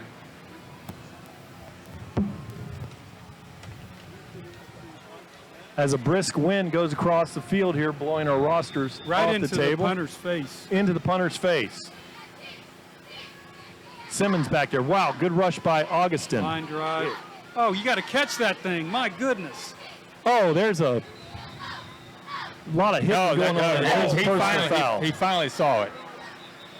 Jalen Wester involved in a block over there. Yeah, it was a bad block, and luckily, I didn't think the referee was going to call it. That was a regular block. I've seen these guys knock our guys down right over in the same corner over here. I thought he was knocking down Big Baby. Big Baby got a good block there, Jalen Wester, and it looked like it was a wrestling match that ensued afterwards because, you know, the recipient of the big block over there didn't like it. Oh, my goodness. It's going to be a call on the Tigers. That's a tough one here with a minute and 16. I thought that was going to be on the Indians. I really did. And here's the rub. They call it unsportsmanlike. Oh, my goodness. It wasn't even a late hit or anything like that. Just 2 guys battling, and one guy won. How do you call that a penalty? That's tough. That's what we call football. Tough. Exactly. It's football. Blocking and tackling. Wow. Sarasota County, Troy. You know something about that? So, minute 16 on the clock. Riverview South. So now Lang looks, jet sweep, and it's faked out there, and then incomplete pass intended for Adonis Moise, so brings up a 2nd and 10 for the Tigers. Yeah, we got to be careful back here, guys. Nothing too fancy Very right here. It's no turnover. I just run humans as much as I could right now. And if we break something and get a shot, then where we've got some green behind us, then let's take the chance. But yeah, we don't want to give them any chance to get a cheap score here before we head in for halftime. And Venice is hanging on to, according to TigerVision here, as presented by Conley Buick GMC, 3 timeouts. 3 timeouts, yes. Yeah, Make them use it. In the backfield, let's see what the Tigers dial up here. Inside run, Cleve Benson is hit immediately there. A fine play, number 11. Number 11 once again. That big D and Greg Parker. That's, let me see, on Venice there, number 11. They called a timeout. Would be Damon Wilson out there, the big DN, 6'5", 250. Yeah, I'm looking at the wrong roster. Thank you. Well, we had them blow. The wind picked up here and blew all the rosters off the table. The wind has thrown us off of our game. There's no doubt about it. So the wind picked up. We're underneath the tent here and blew all the rosters off the table. It feels better than it does sometimes in that humid box that we sit in. And you know what? You can see very clearly the field here tonight. We are under the tent, so we don't necessarily see the entire punt, but everything else is fair game. We got very good. And really, the yard, nice skyline. Nice skyline, beautiful field, beautiful facility here at Powell Davis, and the yard markers here are awesome. To get this, you know, the digital yard markers, 3rd and 9 here for the Tigers. They do need to expand the font on their scoreboard there. It's kind of hard to read. Yeah, Lincoln. Maybe it's old guys. No, it's like looking at an old Texas Instrument watch back in 1984 when 80s, they came. Yeah, trash 80s. Trash 80s. Trash TRS. Texas Instruments. So the clock with 1:01 on the clock for Lang. Got to protect the quarterback here. He gets down, and he's going to be tackled by the linebacker. Going to get credited for the tackle is big number 55, and that is Trenton Kintai. He's 6'2", 265-pounder. Peeled back on that one. So they're going to burn timeout number 2. This next play is going to be very important. Field position here will go a long way to keeping the young Tigers in this ball game. And here, you know, what you may see here, this is a great opportunity for a screen pass, a middle screen, but what you've seen, the Venice linebackers are sitting on that and go back to that crossing route behind. I'm looking at 4th and 6 there, Brian. 4th and 6. We're punting the ball. Yeah. They did flip that to 4. We're just trying to get a good punt off. Get a good punt. We do have the wind behind us. Yeah. Need a good snap here and see what Garcia can do. Yeah, so Garcia will go back there. Jacob McMillan, and you got a very dynamic receiver. He's got his feet spotted at about the 50-yard line back here. They may be coming this time. Looks like they've got about 8 across the line of scrimmage. Good snap. Great snap by McMillan. Ball's up, and it is going to be fielded there and running with Chase. He reverses his field, and then eventually brought down there by the Tigers with, I don't think the clock moved. 55 seconds on the blinking clock over there. Now down to 45. Yeah, it looked like they had a malfunction there with the clock. It's been blinking. Right. As long as it's right. We're all feeling better about ourselves. It went from 55 to 45, now 45 on the clock. So, I mean, like Troy said, this is huge right here. We got to keep them out of the end zone. We got to keep them, just keep them off the board. Absolutely, totally. Because they're going to get the ball to start the second half. They've got the wind in their face, so it's going to be tough to kick a field goal. Palmetto Tigers with 2 safeties back there. Where's the tight end? He's going to be in between the 2 safeties here. Okay. Let's see. Of course. Now he looks out there wide. Good coverage out there by Simpson. Great coverage. Wow. Somehow he caught the ball. Through Simpson's arm over Actually, there. incomplete. Great. Okay, incomplete. I mean, that's 4 plays in a row that Sheldrick Simpson has made a play against their And like pass. I said, now Troy, after that, why do they keep throwing it? Now they marked it incomplete, and now they're spotting the ball with a gain over here. This is a mystery. Well, I'm telling you, half the squad doesn't know what the other ones are doing. I'm telling you guys, it's been going on all night. Now he's got it way beyond they're getting okay, back now he's got second and 10 here right in front of us. They need some cue cards or something. I need to. All right. He's going to get one before the night's over. They keep picking at they him. keep throwing at him. Yeah. Jamil Williams had 2 last week. Oh. There it is. There it is. Oh, great catch there. Moving up the field. That's Hayes. And he's going to be finally tackled and there. First down. Flag back late. behind the 50-yard line. Is it going to be on us? Looks like it might be on Jalen back there. I think Jalen's not happy. I don't know. Maybe we can get a replay. I think that's going to be on them. Augustine Webster was inches from intercepting that Right, ball. he really was. He was right there and just about got it. See what this flag's all about. And Amari Hayes, that was an impressive run after catch. He's scary. Augustine's helmet came off again. He needs to work on that. So here comes a preliminary indication. Yeah. All right, that's good. Offense. That's going to be offsetting. So it burns clock off, which is the best thing. No, they don't move the ball back though. Don't they move the play stands? Yeah, the play stands. It was a dead ball after the play. The guy took Cedric Augustine's helmet off, I believe. That's how it came off. Is that bad? Yeah, well, maybe not down here it isn't. All right, 28 on the clock. Brown looks out there. Simpson in cover. Great coverage over there again. And really, the receiver out there, Jashawn Platt, a great receiver, but just great coverage again by Simpson. There's no business over there with Simpson. No, they're not even trying to go deep on him. They're just trying to. They moved the tight end out there against Simpson, a little size. Simpson is a really good athlete. Oh, low snap. They're going to go high. Looks. This time under Chase.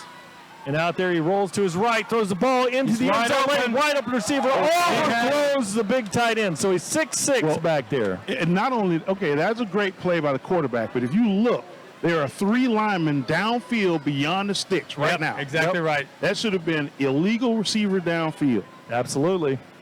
You know, they give you about 1.5 yards, 2 yards on the RPO, but that is not an RPO look. That's a scrambling quarterback. And they thought it was a scramble. Woo! 12 seconds left. Okay, 12 seconds left. 3 great receivers over here to the left side of the formation. Big tight end in the slot. This time he looks at Augustin with a great rush. Simpson right there, ball's in the air. There's absolutely no way they're going to complete that pass on Simpson. And they keep throwing it to him. He missed one. He's going to get one. He's going to get one. And he looks like he's got a little bit of a shoulder issue going here to Simpson here. He's taking himself out of the game. It's replaced by his brother Jordan. 50-yard field goal. So into the wind. Yard field goal. It's a little bit breezy. The win. Kirill Kotov, the kicker, 5'11", 160. Don't want to jump here. So if he hits this one thin, okay, I think if he hits this one thin and you don't catch it in the end zone, you should be able to return this one, right, Troy? Yeah, this is a replay, deja vu, but hopefully it works in our favor this time. Reno's trying to ice him here. Losing our last time out. And the ball's live, and this is a field goal. So if a long field goal, you're going to have perhaps a lower trajectory on this. So this is a chance, an opportunity for the Tigers with a blocked field goal. Yes, but you have offensive linemen out there that are not used to tackling. So, Troy, can you give me the deja vu all over again? Yeah, I learned that deja vu, from my 5 years in French at high school. I did clamp my a test of English and foreign language in college, so at least I learned that. Mrs. Stewart, thank you. 48 yards now. 48-yarder. Get a kick out of good service with our friends at DeVito's Audio. And this is Kirill Kotov. Kick is up, it's low kick. And it's not good. It's going to be wide right as the clock goes. It had 2 seconds on it. And they let it run out. And they let that one run out. Okay. Yeah, they just let the that's fine. So at the halftime break, the Palmetto Tigers trail in this one 14-3.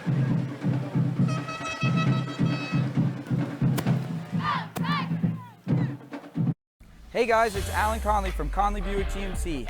Halftime's almost over, so make sure you stay tuned. Go Tigers! Ted here, Conley Subaru, and welcome to our new, much larger facility. While the building is new with all the latest state-of-the-art equipment, our team is the same with a few new faces to serve you better. Whether you're here to see Ray and his team to keep that current vehicle running smooth, or here to upgrade to a new model, our team and the Conley family are here to ensure your experience is extraordinary. Come on in, look around, admire the artwork provided by artists Steve Whitlock and Casey Scott, or to just say hello. Conley Subaru, where we really do treat you like family. So tell me, what was actually the name of the award? It was you were the #1 stream in the streaming awards. Isn't that correct? Correct.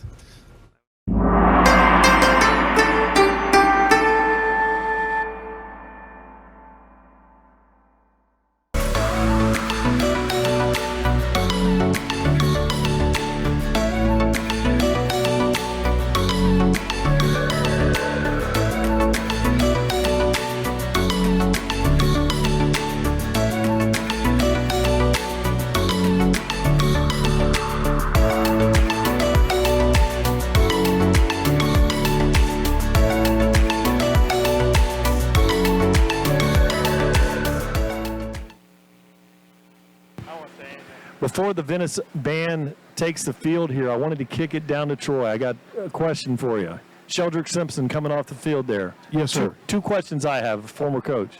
I'd either go with you good, you straight. What you got out of Sheldrick? He said he is very good. He's in good shape.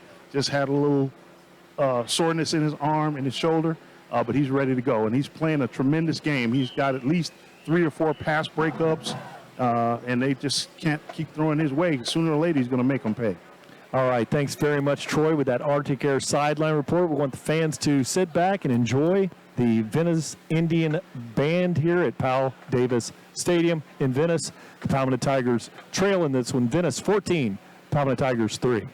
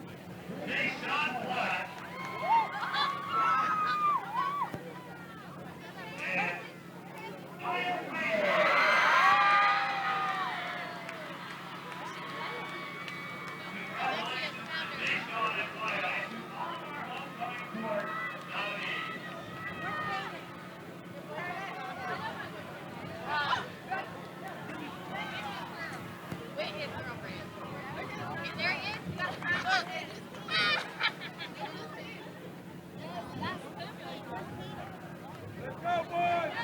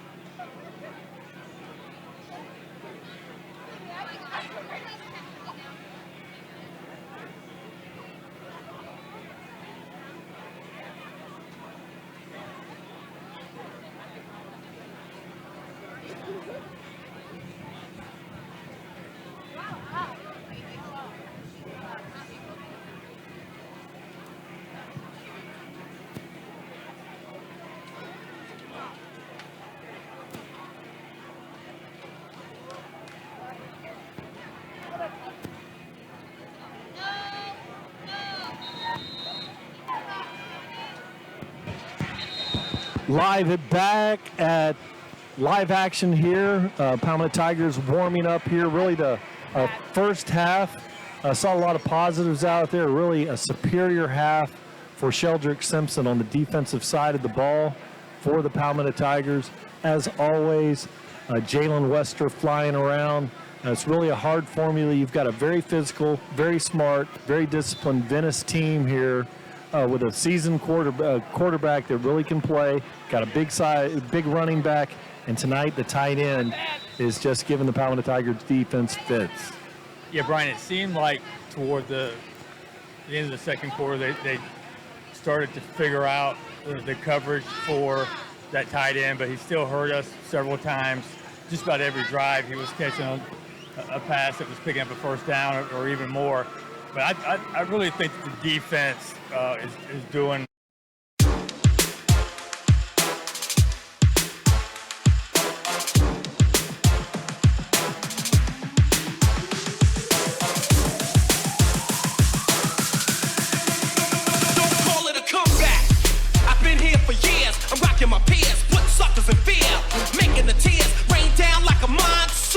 Listen to the bass go boom, explosion.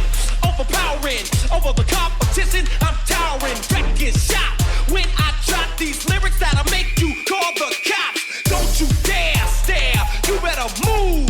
Don't ever compare me to the rest that'll all get sliced and diced. Competition's paying the price. I'm gonna knock you out. Mama said knock you out. I'm gonna knock you out. Mama said knock you out. I'm gonna knock you out. Mama said knock you out. I'm gonna knock you out. Take a pick six and just dropped it.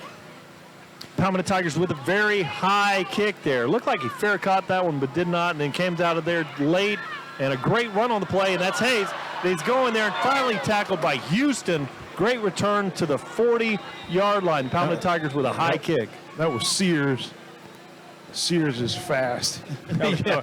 Sears made that tackle. So Keon Sears out there. Yeah, I tell you what, though, they put up a great wedge, right? And they had blockers out in front of him, and he was just able to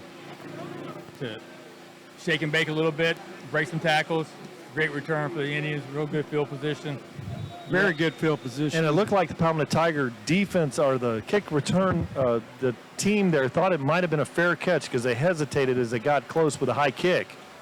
Now this one is going to be to escort, bounces outside, still going, leaps over a tackler, first down on the play.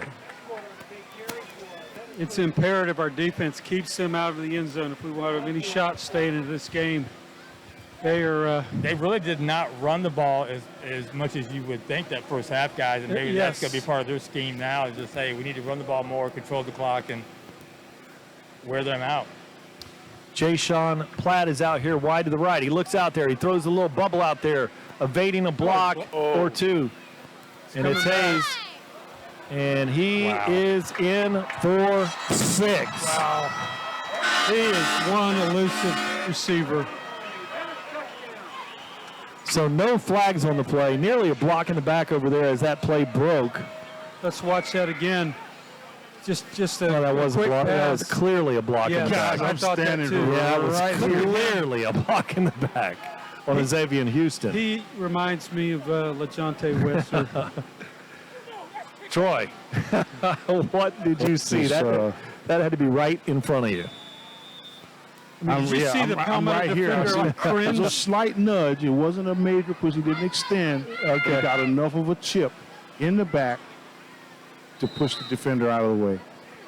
And a great run there. And now, with 11:29 on the clock, the Indians take the opening kickoff, have a great return, and then right down the field, quickly scoring now with a 21-3 lead. That only took like 30 seconds. Yes, and they set the tone here. Hopefully, the Tigers got to figure some way to counteract it really quick here. Namari Hayes, again, 5'7", 150 pounds. He's not big. He's a senior. He is extremely elusive.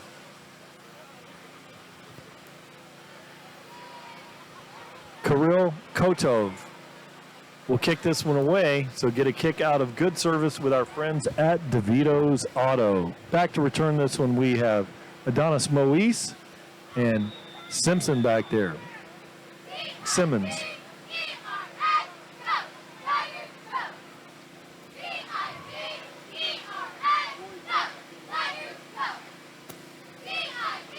He's got the wind at his back. A driving kick, and that's going to be well into the end zone. So that'll be 1st and 10 for the Tigers from the 20-yard line. Guys, I have never seen so many hometown fans sitting in the visitors section.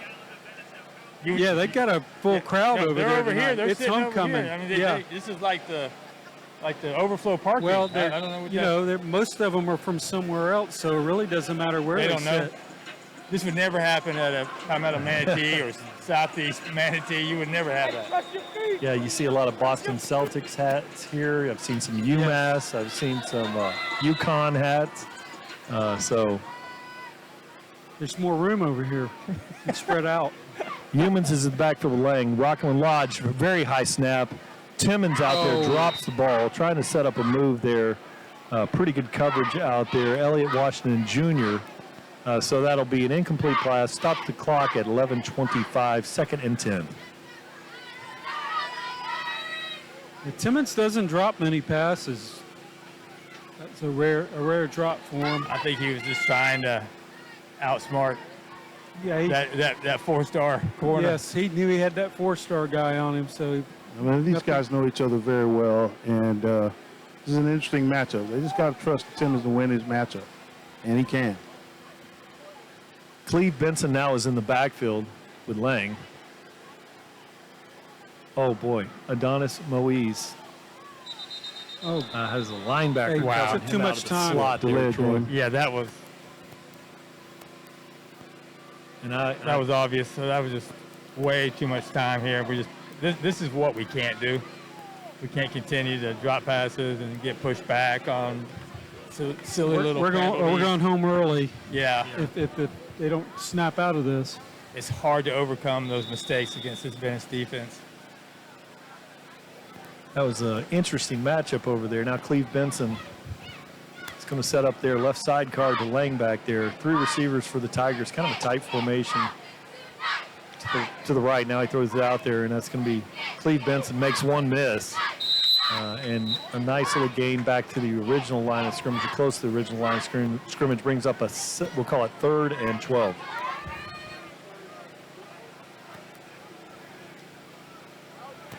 Need to figure out some way to move the chains here. The Tigers would be punting into a decent wind here. You know, you've seen a lot of arm talent at Lang. Here's not a bad place to take one of those big receivers, throw it back there, even if it's picked off. You know, it's as good as a punt into the wind. Good point, Brian. Absolutely. And so you have 3 out here wide to the right, and Timmons out here to the left. Lang rolls to his right, and he's going to throw the long ball down the sideline. He throws it out of bounds, incomplete pass. So that's going to bring out the punting formation as Brandon Gonzalez goes out there to kick this one away. Gonzalez has been very busy tonight. We're asking a lot of him. We're deep on our side of the field. The wind is right in his face. And it's a pretty good wind out there, guys. Mm-hmm. I mean, it's going to take a good kick to even get past the 50. Looks like this time they're trotting out Amari Hayes back there to return this one.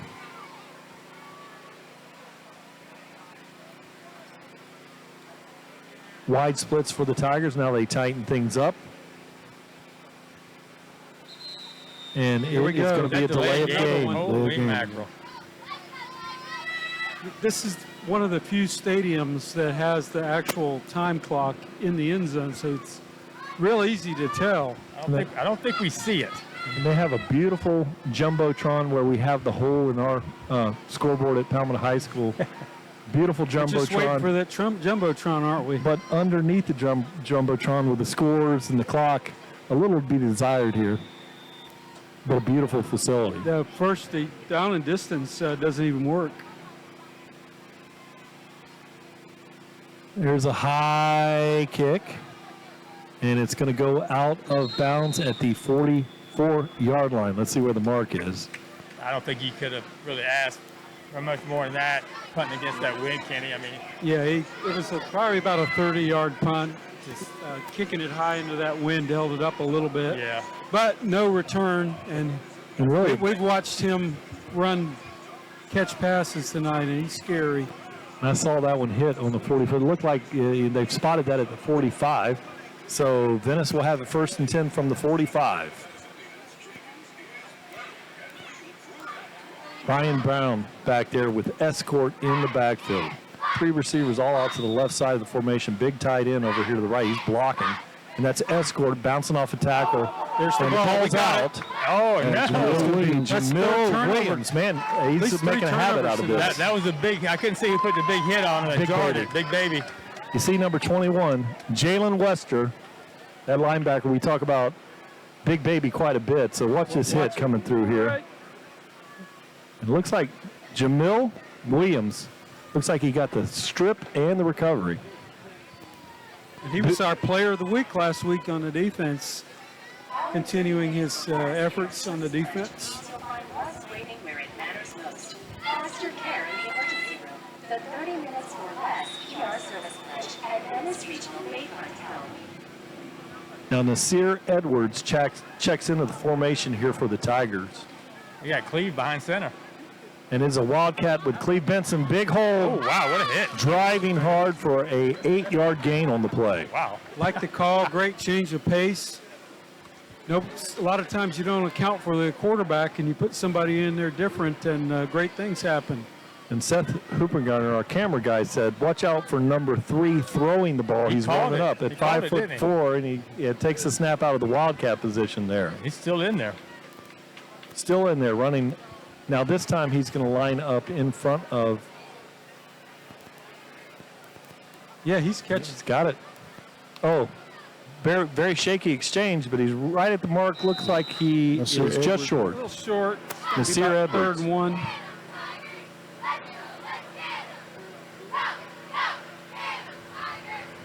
So we'll call it 3rd and 2 here. Plenty of time on the play clock here. 28 seconds on the play clock. 9:20 here in the 3rd quarter. Palmetto Tigers with a really critical 3rd down here. Benson in the backfield, taking it Wildcat. This time he runs, tries to get a block from Nasir Edwards, goes across the line, going to be very, very close. Going to be about looks like it's going to be 4th and 1 there. 4th and about a foot. They got to go for this.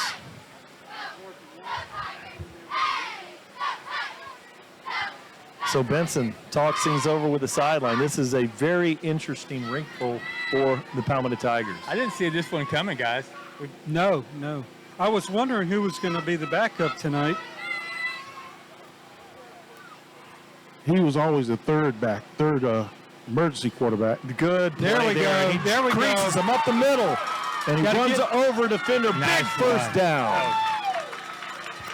That's the best run of the night right there. Best run. of the night. Yes. Let's watch it again. So look, gives him the option. Look, keeps it, tucks it inside. Look at the acceleration there, and then finally dragged down there at the 25-yard line. Palmetto Tigers now nearing the Obie's Veg Fresh red zone. 2 receivers out wide. This time Benson hands it off. Running hard is Nasir Edwards for a gain of about 1 on the play. Well, actually a really good spot there. Gain of 3 yards on the play. Yeah, Nasir, he's only a sophomore.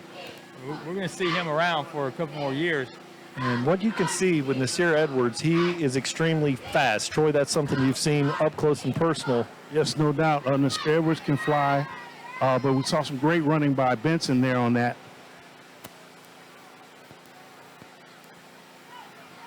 So Benson looks over the field, and this time he hands it off to Edwards, plunging forward. Nice little gain on the play. Yards. So brings up a 3rd and 3 for the Tigers. 7:15 on the clock here in the third quarter.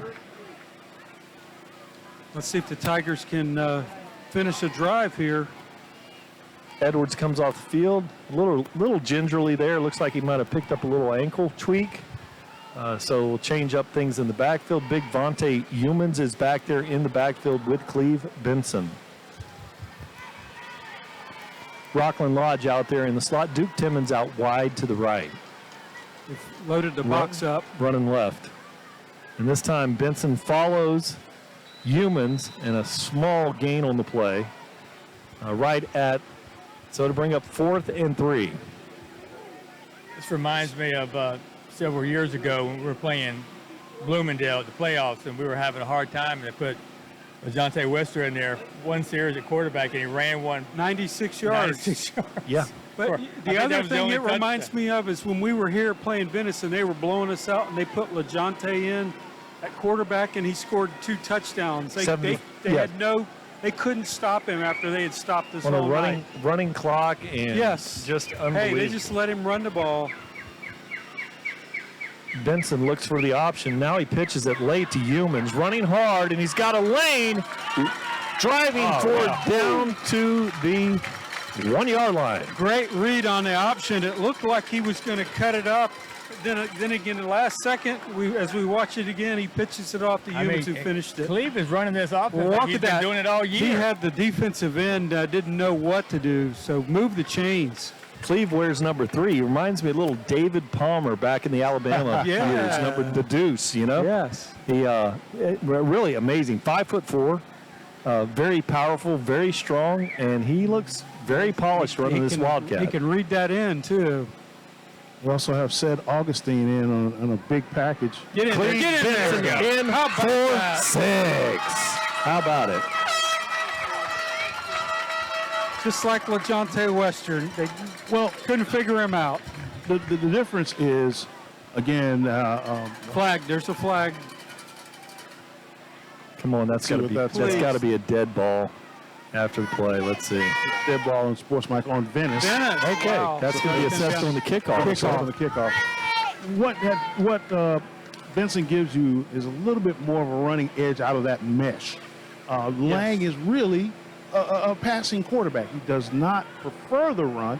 He can run. He's super athletic, but that's not his strength. So kudos to the coaches for getting a little change of pace in here and putting Mouse in there. Mouse is a gamer. I like how he runs that option there. Hey, it worked. Absolutely. Yes, we got in the end zone. Joden Gallardo kicks this one. Get a kick out, a good service, and a great kick, and another flag. Looks like they hit the center. Well, if they could assess 2 penalties on the kick. Now you can go with an onside. If you got two penalties, you're going to be kicking ball from their see, 30 yards, 20 from the 30-yard line, maybe. Whatever. You got an onside kick. We've seen this before, and so now you have the opportunity for the onside kick. And this is one of those things that I've talked about over the years. If you're going to get penalties down here in the red zone, I'd like to see if your kicker can put it through the uprights to get a point out of that. No matter what they do, they have to cover this kick. Special teams has been the bugaboo for us the last 2 seasons. Not, the kids just not going down and making plays, maybe being out-kicked on the coverage, but they've got to cover this very well to push Venice back, make them go a long field, and limit some of their calls. Robbie Cam. We have a water break, I do believe, gentlemen. We do have a water break here. Yeah, they got to figure out where they're going to spot the ball here. If it's a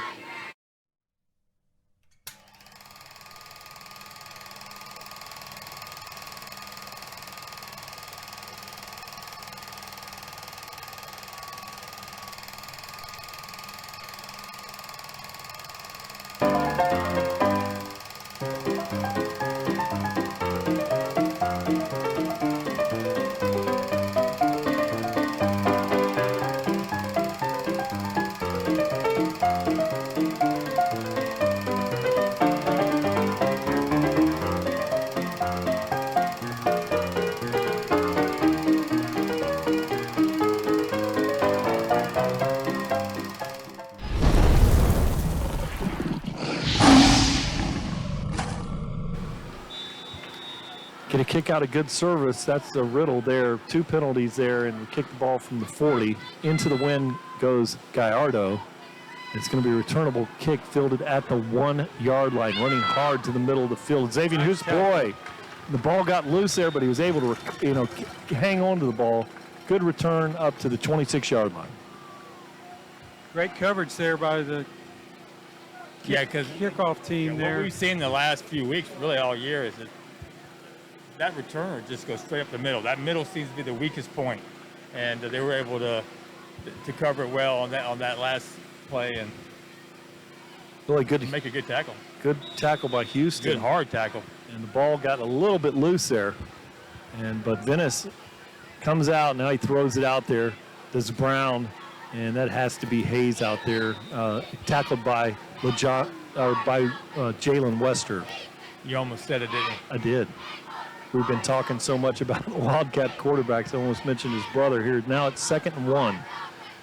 And this time it is a really nice run there by Escort, goes for the first down. Yeah, but Big Baby comes in there and takes his feet out from underneath him, and he made that play, just diving in there. There's that tell again. They're going on the ball. Yeah, Jay-Sean Platt comes out here wide. This time they fake it. They're rolling in chase. There's Riley. And incomplete pass. Great job there by number 50 for the Tigers, and that's Riley Jackson. Yeah, a good job by Augustine as well, because he was covering that tight end. That was the play, but it wasn't there, and he just tried to throw the ball downfield. And he's not going to catch up with him, but he got him to throw the ball off balance, which caused the incompletion. So 2nd and 10 here for the Indians. 4:35 on the clock. Escort moves over to the right side of the formation. There's that wide towel again. Now he throws it out there, just a rip of a little pass out there. Xavier Houston missed a tackle. He ducks under 2 tackles, still going. First down on the play. That young man is unbelievable. He's got some shake. Oh, my goodness. And that, Amari Hayes, 5'7". Putting your foot in the ground right there. He can change direction. Now Escort takes that one, bounces out, and then he lunges forward there. He's going to be tackled by Xavier Houston, but another big gain on the play. 1st and 10. He's a violent runner, isn't he? Yeah, he's big. He's 6'1", 205. This is where their size serves them. They're really not blowing us off the ball, but after you collision a few guys and you have to tackle a big back, it's hard. Now he's throwing the out and up, and then he throws it late on the boundary. Caught, but out of bounds. Let's see. So he was out of bounds. So it stops the clock here with 4:01 here in the 3rd quarter. Cedric Augustine's taking a break over here out of his DN position. He's replaced there by number 11 for the Tigers, and that's Greg Parker, the 6'3", 205-pound DN. Brown's ball's down, and he stiff arms the tackler. Jalen Wester runs him down, and there's going to be holding back there in the backfield. And Greg Parker got held back there, and you could see the closing speed of Jalen Wester. One thing, I talked to some fans from Boston, and they knew about Jalen Wester before the game, and you can see his closing speed is unreal. Yeah, we've had some pressure on the quarterback tonight, but he's so elusive. He's just a great athlete. They will get out of the pressure, throw the ball, but finally we get a holding call. We've been held several times tonight. Greg Parker is getting a lot of pressure when he comes in the game. Right now he's just a little young, so sometimes he gets held. He can't really get off the tackle, but he puts so much pressure with his size and speed and his long arms. Yeah, he's nice. Tigers got him behind the chains here. Capitalize. Ryan Brown looks the field over. He's got one receiver out there to the left, 2 out here to the right. Palmetto Tigers jumped there, but didn't go across the line of scrimmage. 2nd and 25 here for the Indians. He looks, long ball, good coverage over there by Simpson once again. No flag on the play. I don't even know why you would keep throwing that way, but hey, please do. Yes. Because he is on fire tonight. And he can see that he's got a stinger or something that he's working with on that left arm, but man, You don't have to run. He's got corners. You know, they talk about, you know, being undersized and all that stuff. Really doesn't matter. If you can use your hips and turn your hips. Loose hips. He's got loose hips. That's the key. Tigers got a chance to get the ball back here and get the offense back on the field. Got to watch out for the tight end here. He's been our giant killer tonight. And big number 80, the 6'2", wide receiver into the game. This time, good pass rush initially. Rump is on chase. Jalen Wester on the sideline. Run him out. Runs him out of bounds. He had too far to go that time, so maybe we'll see him punt here. I don't think so, Kenny. They don't look like it. Well, yeah, I He agree. lost yards on that play. It's 4th and 17. Yeah, and the thing about that, you saw 4-5 quarterback, runs a 4-5 electronically timed quarterback and a linebacker gaining on chase there. Impressive play. Riley Jackson a little bit back in his stance there so he can move a little forward, trying to get those Venice Indians to come out of their stance. Here. So they call a timeout. If I was them, I'd think better of this going forward on 4th and 17. I don't know if I'd pick on number 20 over there. Well, they keep doing it. Or his brother. His brother is a good corner as well. You know. Yeah, and if you remember Jordan Simpson last year, the plays that he made as a sophomore, wasn't it, Troy, in the Lake Gibson game, you know, against very talented receivers out there with a huge play. So, you know, both the Simpson guys are very solid, and really the strength of the defense this year, the linebacking play, the DNs, and the Wester, secondary. Yes, anchor of that defense, and they have really come together and meshed and become a great unit here. They've been called on numbers of times here through the season, and he's kept us in many games. Now, Rick, you look a little worried over here. What's up? I just want them to get off the field. The defense is playing so well. Yeah, this is a big series for the defense. You know, we ran down the field, we scored our first touchdown tonight, and you know, just it's their turn to respond. I got the tight end on my mind. Yeah, well, you definitely. I'm going to be watching him. 3 minutes and 29 seconds here. The Indians. Brown looks, rolls to his right, and he slips, and he's going to be chased. Riley Jackson giving chase. And then there we go. He's going to be wrapped up by two Tigers. Big play there by number 12, which is Michael Gibson. And it's like a 20-yard loss. Fantastic. That was exactly what that defense needed.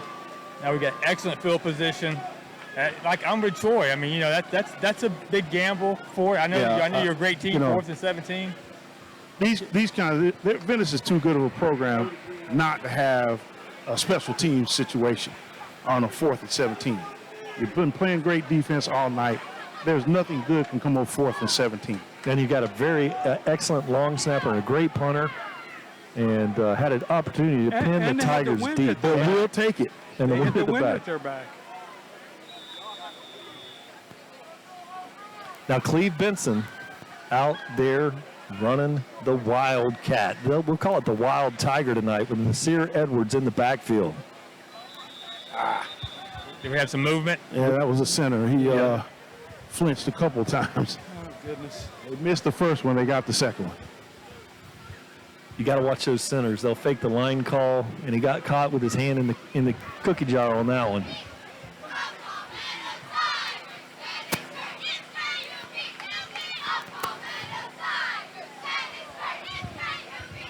Nasir Edwards back there, deep in the backfield, 7 yards off or more off the line of scrimmage. Benson takes it, runs the option. This time he looks to throw the ball, throws the ball down the sideline, has Timmons. Goodness. What a nice throw. No one in the stadium was expecting Cleve Benson to throw that ball. And he put it on the money, too. Let's watch this again. Look like they're going to run the option, plants his feet, and throws a pass. You called it. Yes, sir. As much as they talk about these corners, and they are very good, Timmons is a route technician. If they get him the ball, he's going to make a play. Well, and you do not expect the quarterback to make that fine of a toss. This is our emergency quarterback.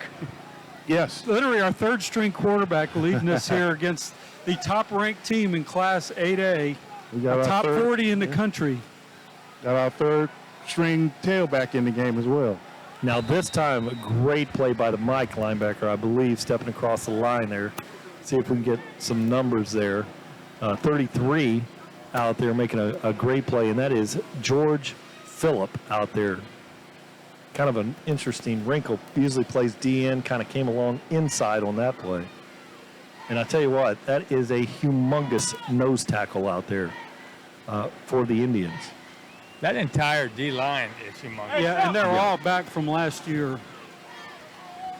Look for something left here in the formation. Benson fakes a handoff, just running forward, gashes them. Nice. And a really nice gain on the play, so you get Make it a- manageable field position. He cannot block me, Ryan. You know, Cleve, he may not be the biggest guy on the field, but he runs like it. I mean, he all has heart. the biggest heart. Yes, he does. He has the biggest heart on that field. You know, And that's something you can't measure like a D1 athlete with their 40 time and how much they bench press. And I mean, they had 20 kids on that team benching over 300 pounds, 5 of them over 350, but you can't measure what's in your heart. And Benson has humongous thighs, you know, as a small back, but he has huge thighs. This time he tucks it inside, First, running. that's going to be And close. that's going to be really close. It's going to come up about, we'll call it 3 yards short. So it'll be 4th and a long 2. They are, Palmetto Tigers are in the Obie's Best Fresh Veg Red Zone. What do you got here, Rick? Well, I think let him running up the middle. Well, either that, I'm giving it to or humans. the option. I'm going to give it to humans.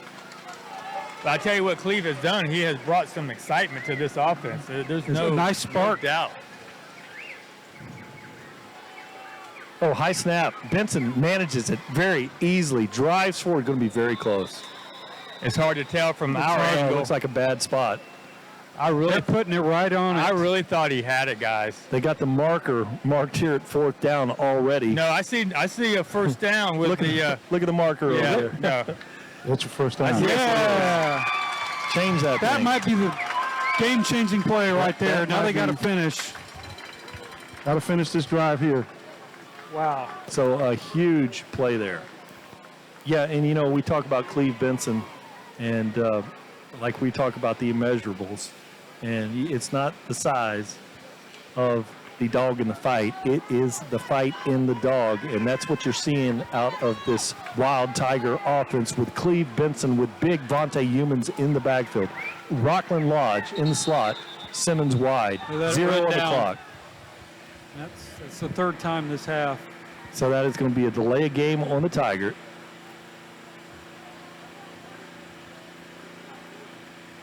And that can happen when you're changing things up with your quarterbacks. Yes. 32 seconds here. You know, that loosens things up as far as a passing offense, but a 5-yard loss on the penalty.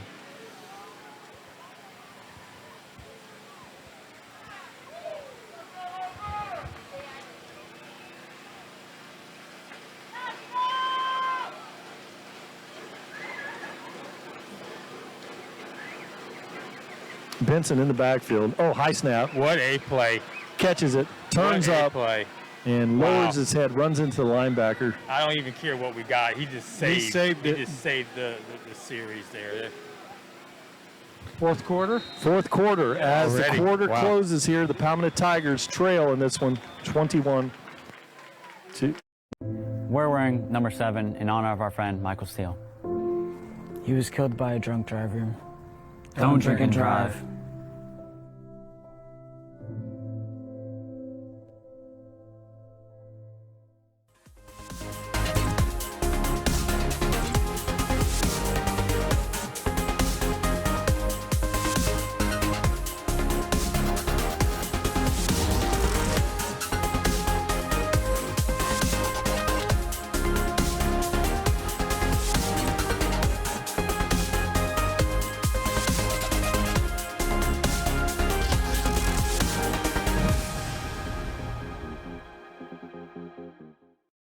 Hey guys, Chris Conley here from Conley Buick GMC. Hang on for the 4th quarter and remember, go Tigers.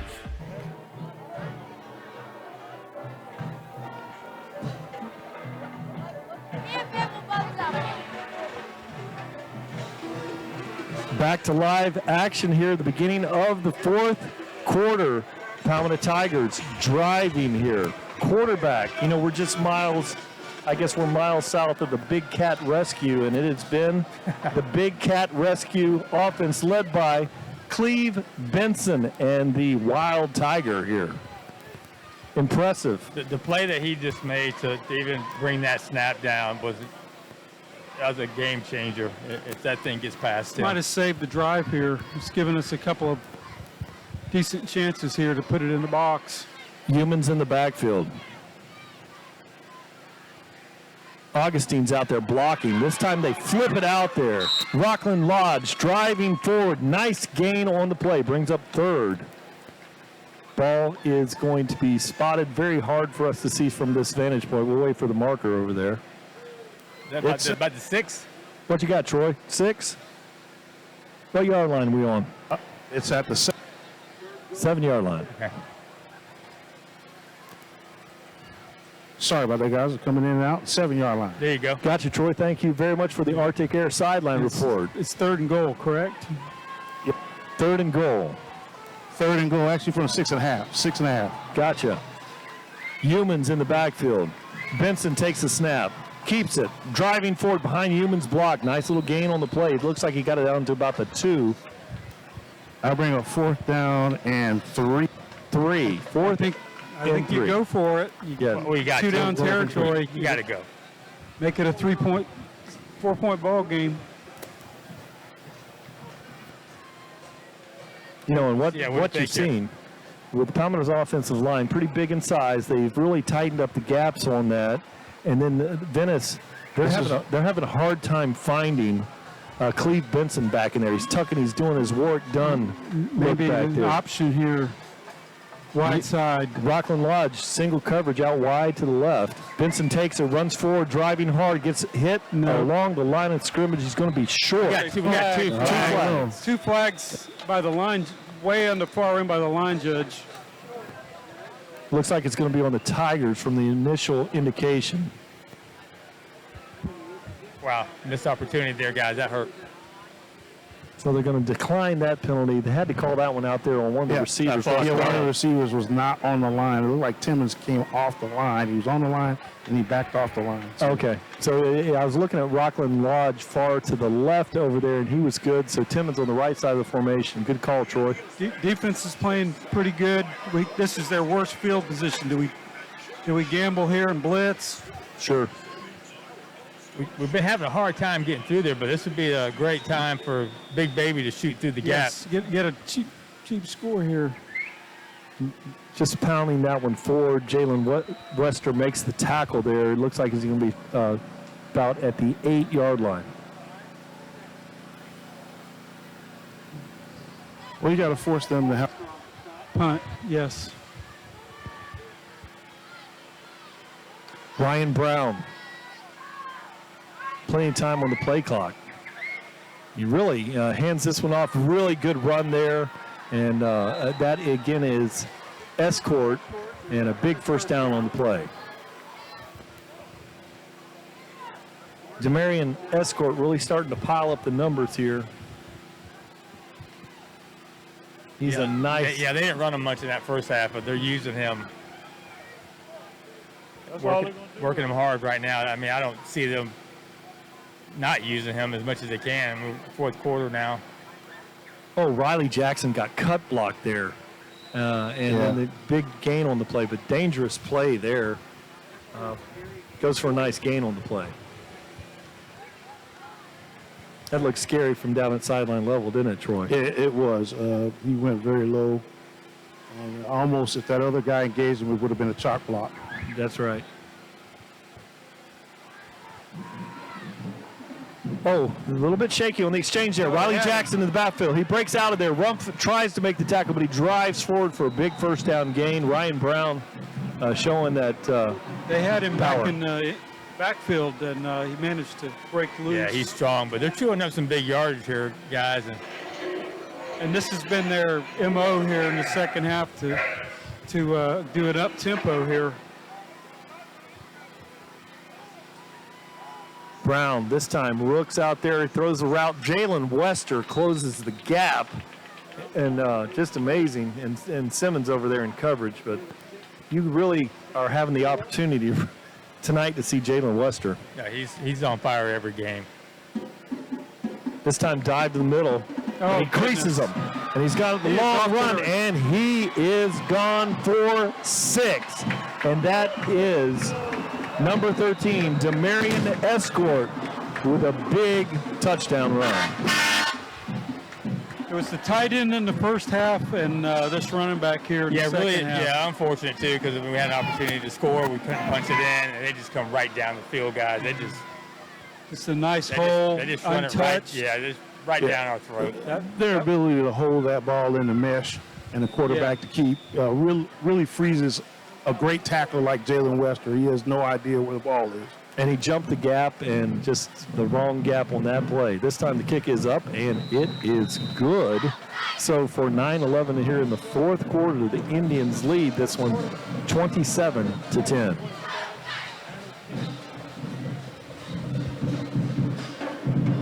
Yeah, so the big thing here is, offensively, we really can't do much different. We're going to have to run the ball. I don't see them making Cleve stand back there and just throw the ball as much as we can. But the problem with that, we burn a lot of time, right? This style of offense that we're running right now really burns a lot of clock. Right. We only have 9-11 left in the fourth quarter. Yeah, it doesn't look like it's right when you're trying to run the ball, run option. You got to be ahead in the game to really take advantage of it. But unfortunately, it's the only thing that's been working.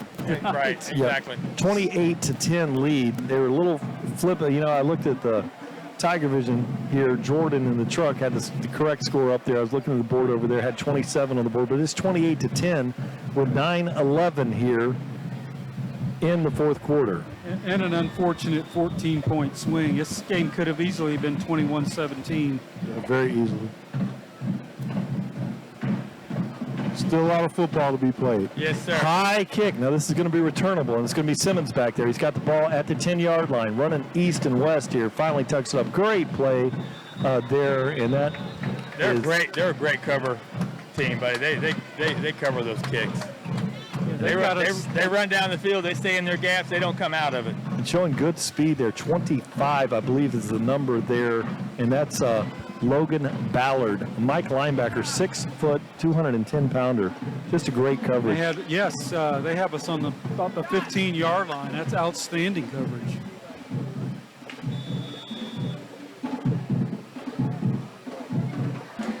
It's like Nuka's back in quarterback. Nuka Lang back at Zamarian Lang back at quarterback, and he has Vontae Humans in the backfield. So this time he looks, he throws a little hitch out there, great completion over there. Look out! And that had to be, is that Adonis? No, that was that Magwood? Magwood, so Damari Magwood, number 17 coming out of there, showing great speed. First down Tigers. So just like we were talking about, they put Lane back in there. We got to throw the ball if we're going to stay in this game. And Lang really had an impressive throw there. Humans drives forward. He's hit by a host of Indians there. Very little gain. Again, a gain of a couple yards on the play that really should have been stopped at the line of scrimmage. So it's a 2-yard gain. It's 2nd and 8 here. Humans in the backfield. Magwood's out here. Rockland Lodge. And this time he throws it out there, and it's nearly picked off. And it intended for Keedry Rutledge out there. Yeah, but almost picked off by number 26. Castaway almost had a pick 6 on that one. The Savion Castaway there. Got him listed on the roster as a linebacker, but he was definitely playing corner out there. He was in the slot. Covering the slot receiver out there. Yeah, he's covering the slot. There. Yeah. Let's see if we can get something going here. Nuka Lang steps up. Now he's running, and he's going to be tackled. Oh, that's a rough-looking tackle there. That's hard on the lower extremities. And at this point in the game, with the Palmetto Tigers trailing 28-10. You know, normally you wouldn't go for them first on 4th down and 5. And they're not now. And they're not. So they're going to run out there, and Brandon Gonzalez is going to kick this one away. Looks like Lang is okay. That was a very awkward-looking tackle that time.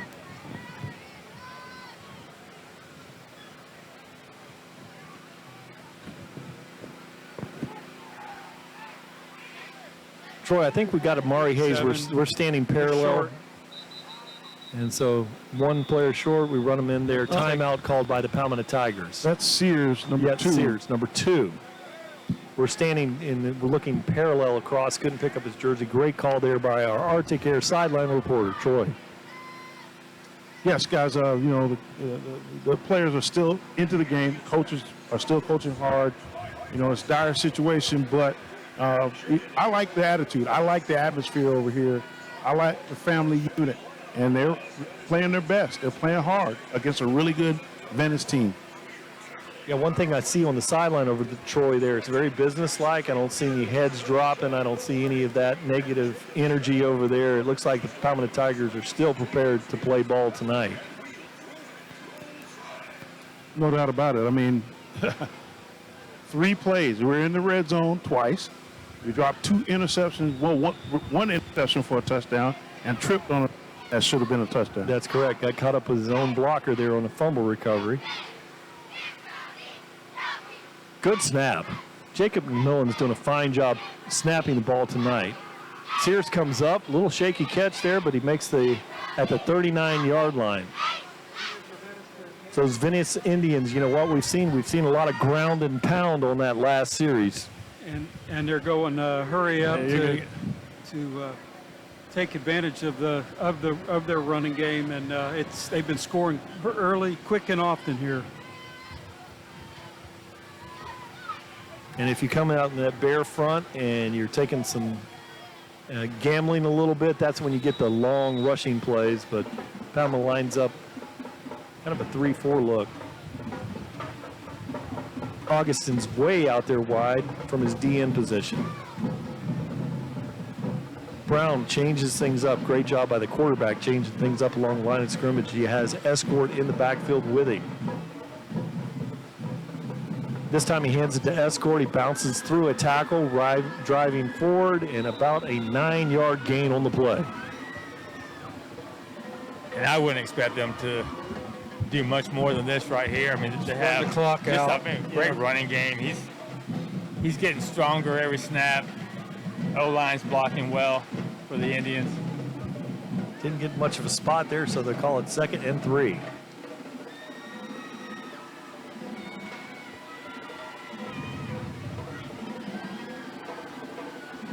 So Ryan Brown doing a great job now. He throws a little bubble out there, and there is a block, nice block on the sideline there, and with the completion is Amari Hayes. Yeah, that's one thing that I've noticed tonight from the Indians is the receivers block very well on those plays. And yes, Sears with really a fine, right on the cusp of being a blocking and back, but he got his head across the bow, able to make the block. 1st and 10 for the Indians. Little movement in the backfield there. So we're going to have a false start on the Indians. Going to back them up. It'll bring up a 1st and 15. Probably the first mistake you've seen Escort make all night. Yeah, and I don't know. I really didn't get an opportunity to research, but Damarian Escort, you know, he's a senior, and he's really showed a lot of promise here tonight. Looks like a Saturday player here tonight, yeah, Ken. Yeah. I didn't have a chance to see how he was, but I'm sure he's getting some looks.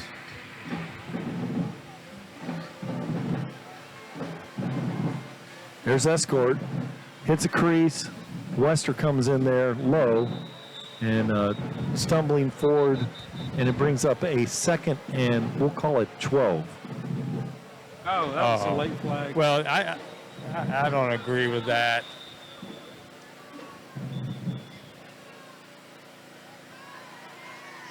So Kyrie Marshall was involved in that, filling in the linebacker with a tackle. 2nd and 12 here. The clock Venice has somebody down. has stopped as we've got a player down on the field with 6:26 remaining here in the fourth quarter. That's Escort that was down. It's like maybe a cramp. He got caught up in the pile. And I'm trying to see who they're calling this against. They're calling it on us, but I couldn't. They just marked it. Calling a personal foul on the Tigers. It looked like basic tackling out there, but maybe a little chatter after the pile. But yeah, come on, man. Again, Venice doesn't need any help. My God, if a kid gets his feelings hurt because somebody said I tackled you, Jiminy Cricket. 1st and 10. Indians. He's looking for the long ball. He's getting harassed there. Prush now he steps up into the pocket, goes for a gain of about 3 on the play. And again, they were going for the wheel or the out and up over there, and Simmons was just in an excellent position over there. Yeah, he had that covered perfect. New back into the game. Number 34 bounces outside, still going. Running forward, driving inside the 5-yard line. Now a flag comes out. Riley Jackson involved in a little bit of something after the play. It's going to be a dead ball, personal foul. And that was Alvin Johnson, the new tailback. And I get it. The referees want to maintain control. You call the players over, tell them cut it out. You don't throw flags all over the field and give 15 yards to the other team, either team. Wow. So that one. Half the distance. Half the distance. Like both teams are offsetting, so it'll end up where the ball is, but, you know. And that was on the far sideline over there. Why are they moving up? Because that was that's where the play ended. Okay. Yeah. Okay.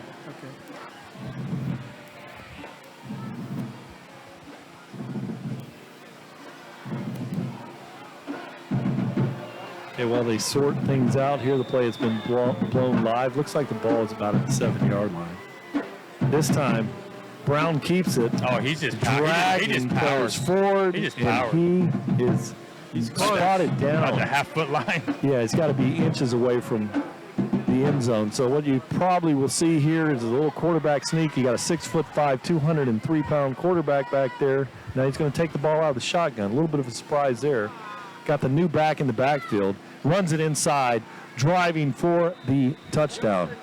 And really, number 33 is coming to the game here, and he had a fine series. Well, he's benefiting from a wore-down Tiger defense. When we did not get that ball in the end zone, and they went 90-some-odd yards to score very quickly, and then just now they're just getting wore down. I think both teams found could really work the middle. And the kick is up and good. So we've got 5:12 on the clock here. I mean, neither team pressed the edges tonight. Both teams found that there's, some weakness up the middle. And I wouldn't call it weakness. I mean, this is high school football. So when you keep slamming guys up the middle and you're getting 5-6 yards to carry, why stop? Yeah, and as we said at the beginning of the game, Troy, Venice returned 5 offensive linemen across the line of scrimmage and 7 in the rotation. And that's a good thing, and they've shown that tonight. And here in the third and fourth quarter, it's just been ground and pound. Look at Big Baby down there, high-fiving people, tapping them on the helmet, trying to keep them up. And he is absolutely, in my opinion, the leader of this team. Oh, without a doubt, yes. So Venice with a 35-10 lead here with 5:15 on the clock. Big kicker Krill. Kotov will kick this one away, get a kick out of good service from our friends at DeVito's Auto, located in Ellington. Simmons back there with Adonis Moise, and this one's going to be driven about 7 yards deep in the end zone. It'll be a touchback, and Palmetto Tiger ball, first 10 at the 20. So the big thing here offensively, come out and just continue to play hard and I know we only have 5-12 left in this ball game. We're not going to come back.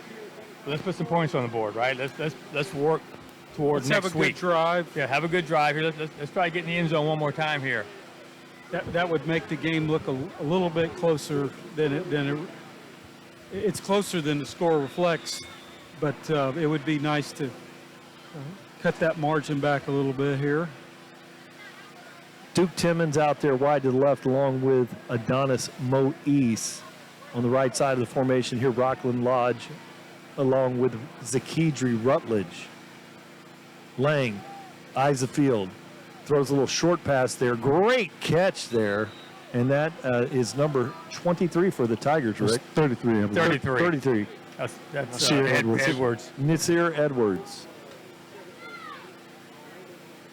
That was a great catch. Nice, One-hand really catch by Nasir.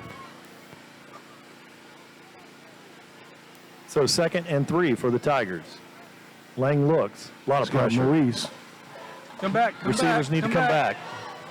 Incomplete pass. Smart play by Lang there. Brings up a 3rd and 3. Clock stops at 4:40. Yeah, it was one thing we haven't seen tonight from the Tigers on the offense, a positive, but no turnovers. We'll take a positive.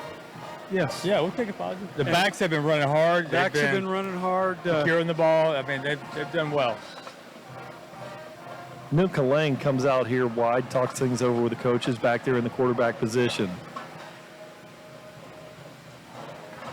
Throws it out there, and it's going to be incomplete pass. So a little confusion on the route between the receiver and the quarterback there. Now the punter, Brandon Gonzalez, will go to kick this one away. Venice with a 35-10 lead with 4:35 on the clock.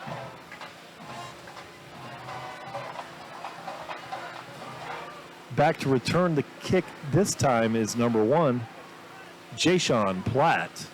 The son of Deshaun Platt, FSU player back in the day. Great player from Charlotte High School back in the early 2000s. I mean, he was a great dynamic player. 4 seconds on the clock. 3. And he gets the snap off in time. There's a oh, wow, what a catch there. Great coverage there by Jacob McMillan out there, and great to see, Jacob's a linebacker, a long snapper, and it's great to have someone that can play a little defense out there, and great to see the long snapper hustling down there, almost forced a fumble. Yeah, he's a couple of times here, he's made it where it's been tough to field that thing, and he's been Johnny on the spot. Unfortunately, the punt returner has managed to catch it. One of my favorite things is to see a long snapper that can cover down. Because those guys get to play a long time doing that. A lot of the elite guys, long snappers, cannot do that.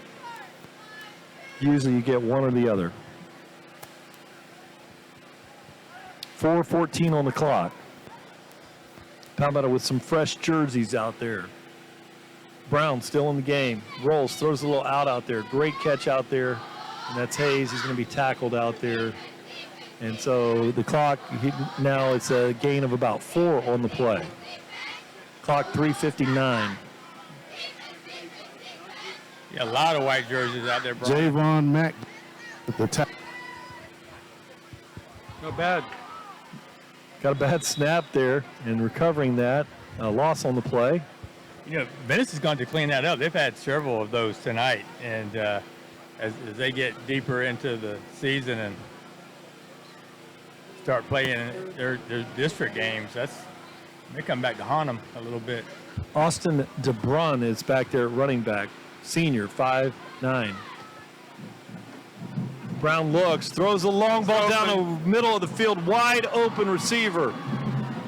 Shakes the first tackle, tries to make another one miss, and then he's going to be run out of bounds at the 19-yard line on the tackle for the Tigers. Number 30, and I believe that's Morrell. That's Javon Mack Johnson.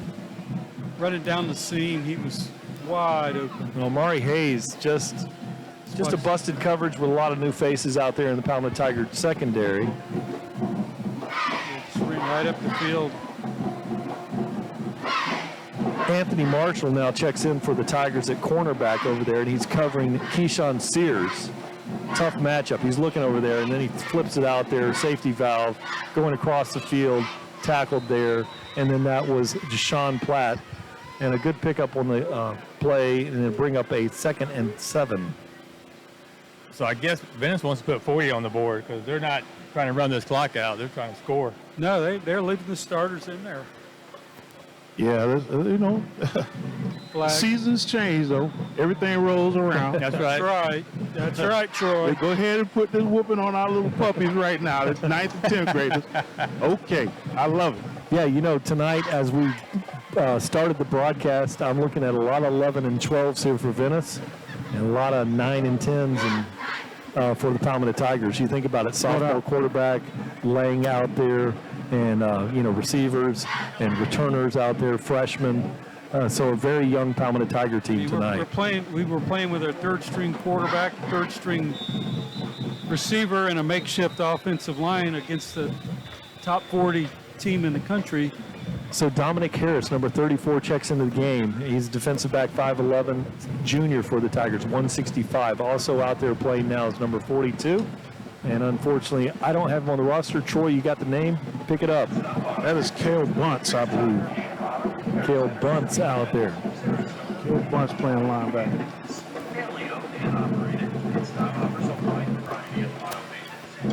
That's a good old.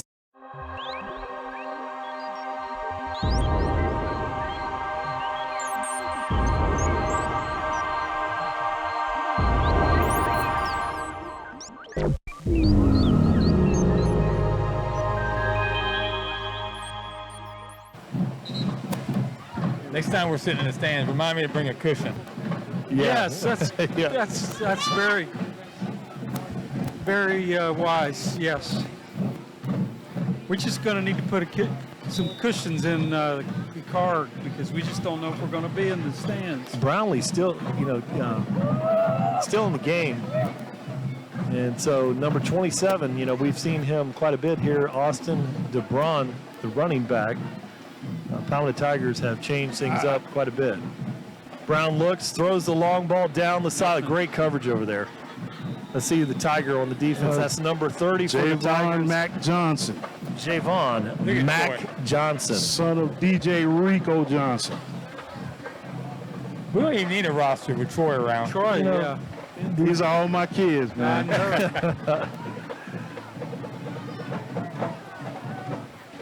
Oh, man, looked like Palmetto was offsides there. This time they crease him in the middle of the field. Good gain on the play. We couldn't bring up a 4th down. See, I mean, the referees let the Indians get away with things they won't let us get away with. Hey, you read my mind. Yeah. Derek Foster was getting mauled back there. The junior 6 foot, 230 pounder for the Tigers. He was just getting undressed back there in the backfield. Brown throws a wide open receiver, and he is in for 6. That's unfortunate. Yeah, all right. Come on. I'm like, I feel, you know, this is not like this is the 2s and 3s and against the other team's 2s and whatnot. These are their first team players. Padding their stats. You know, I mean, I know some of those guys on that coaching staff, and I know they know better. And if nobody else knows better, I'm going to call it out. I'm not even part of Truth Be Told, but the truth be told, this is very unsportsmanlike. Say it. So there is the kick, and it is up and good. So Kirill Kotov, kicker, drives that one through here. So Venice with a big lead, extending that with the 1s out there against a lot of those green, new, clean Palmetto Tiger jerseys out there.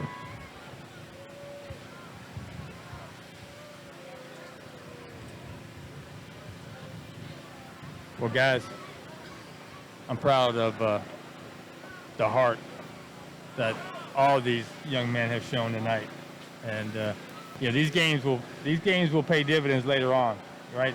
This experience that these younger players are getting, the way that we've been able to just change the entire offense, you know, with a different quarterback we haven't seen ever, behind center, and so we'll take this whooping here, but we'll learn from it and we'll move on and we'll be better. Because what's good about this is going to give them momentum as we head into these big 3 district games. I think this will pay dividends sooner rather than later. This one is going to be returned, and it goes through the end zone there. So now the Palmetto Tigers will start 1st and 10 from the 20. Minute 45 on the clock. Now, one thing that, as you look at the positives of the game, first of all, Coach Marino had a very difficult time scheduling teams this year. So he goes up in class. He schedules Powerhouse Venice 8A, in District it's 12, 8A 12. Palmetto Tigers at a 7A District 11. So they're playing up. It's our 3rd 8A opponent, and they on the initial RPI, they're the top-ranked team in the state of Florida. So it's going to help us with our. Yeah, let me tell you something. There are teams that they won't even say the word Venice. They're not going to play them. They're not going to come over here and play them. Now entering the game, 87 for the Tigers. Jackson Talbot out there, 6'7" wide receiver out there. And this time the ball is thrown, and it's going to be a completed pass. Nice gain of about 8 on the play. Eric Marcel. Number 13, Eric Marcel.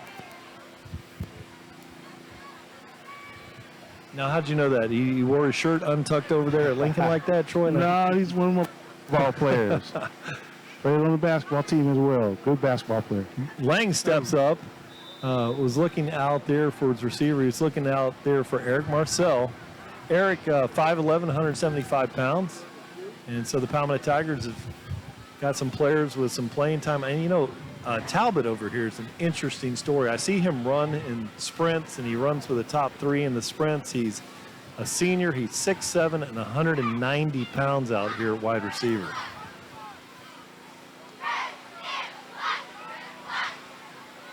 Nice run. Nice.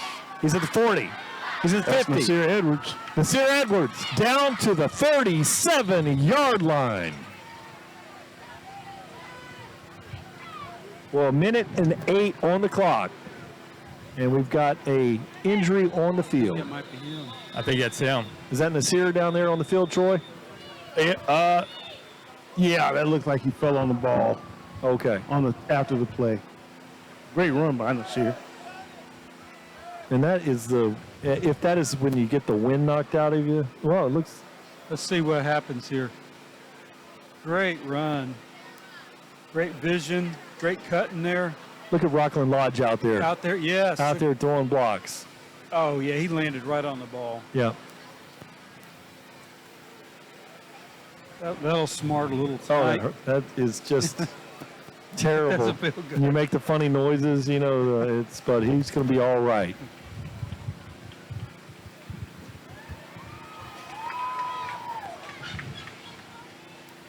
Nasir Edwards, he's only a sophomore. So, showing some great speed tonight, getting quite a bit of action here in the 4th quarter. Was in there in the Wild Tiger action when Cleve Benson was running the offense. And really, what a drive by Cleve Benson running that Wild Tiger tonight. Yeah, I think he just came in and gave the offensive spark, and they really seemed to respond well. And it's going to give our opponent something to have to plan for in the future. Jet sweep, Rockland Lodge, cuts it inside, and powers forward for a nice gain on the play. Clock is down to 58 seconds here and winding. Looks like Venice has put some of their younger players on defense as well. See if they're going to throw one out here. They just ran a formation there. I'm looking for Adonis Moise on a reception here. Let's see. Nuka Lang really showing that he is tough tonight. Hanging in. This time it's a run and lunging forward for the first down. It's Magwood. Yep, Damari Magwood. Really good running. So that'll stop the clock while they set the chains here. Clock's still moving. Yeah. Never stopped. Damari Magwood in the backfield. And there's that little play to Adonis Moise. Watch out. And he's got the edge, got tackled on the sideline. High tackle, goes for a gain of about, wow, that's a 6-yard gain on the play. That's probably going to be it, guys. And the clock, he's out of bounds, was he not? No, and they kept it in. Okay, so the clock's going to run. That's it. And that's going to be it. Its clock goes to 0 here. It's at the close of the game. Palmetto Tigers come out with a loss on this one. Hard-fought game, 42-10. Not as bad as the score looked out there on the scoreboard. No, I will definitely give them an A for effort tonight. I think that they played hard the entire game. We had a couple of plays that could have gone our way to make this game a little tighter. Just didn't work out, but very, very proud of the way they played tonight. I'm excited about their effort as well as we head into district play. These next 3 games are the only ones that count the rest of the year. We do that, we'll be sitting good. And I was very impressed with Zamarian Lang tonight. He was laboring the entire fourth quarter there. You can see that he wanted to lead the team and was out there having a difficult time going down the sideline now, but never quit. Stayed in the game, so the Palmetto Tigers with a loss here. We'll kick it down temporarily now for Troy Bellamy with the Arctic Air sideline report. Well, we're going to go in here and talk to Coach Marino. I'm sure he's got to take away some positives. The score, again, is not indicative of how well these young men played, playing against a great team. Again, got to forgive me for being a little biased and not wanting to see their first team playing deep into the fourth quarter against our second and third team. But, it is what it is. Go over here, Coach Marino. All right, thanks very much, Troy.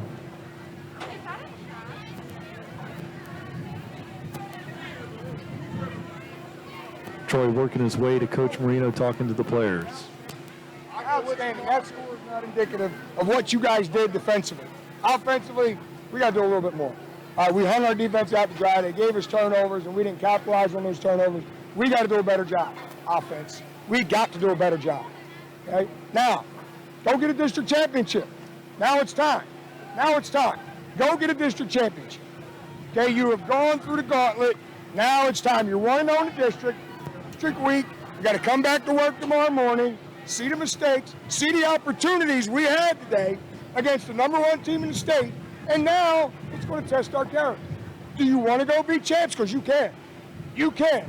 You can be district champs, but you got to want it. We got to go back to work tomorrow.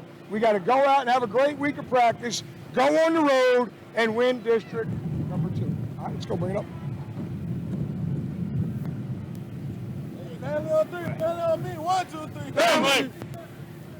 Again, Coach, you mentioned the running through the gauntlet. You set your schedule up tough this way so you guys don't get a false sense of security. Coming out playing against the #1 team in the state, maybe one of the better teams in the nation on paper.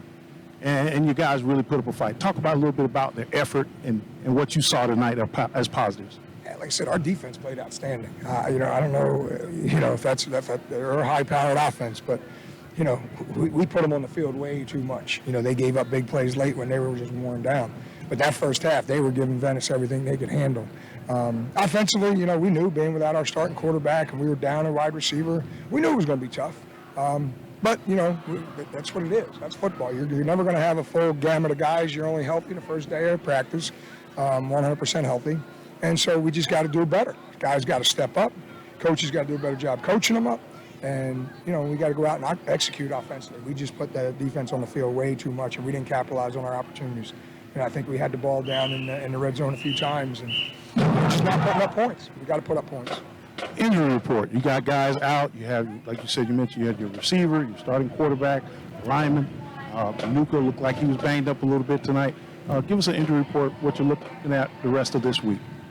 Well, I meet with Steve and we talk, our trainer. We'll find out what the damage is from this game tonight, tomorrow. But, we're going to get ready to go and go win a district title. And we got to do it, this is next one. Great job, Coach. Thank you again. Again, tough road loss. Excuse me. Tough road loss, here against a great team.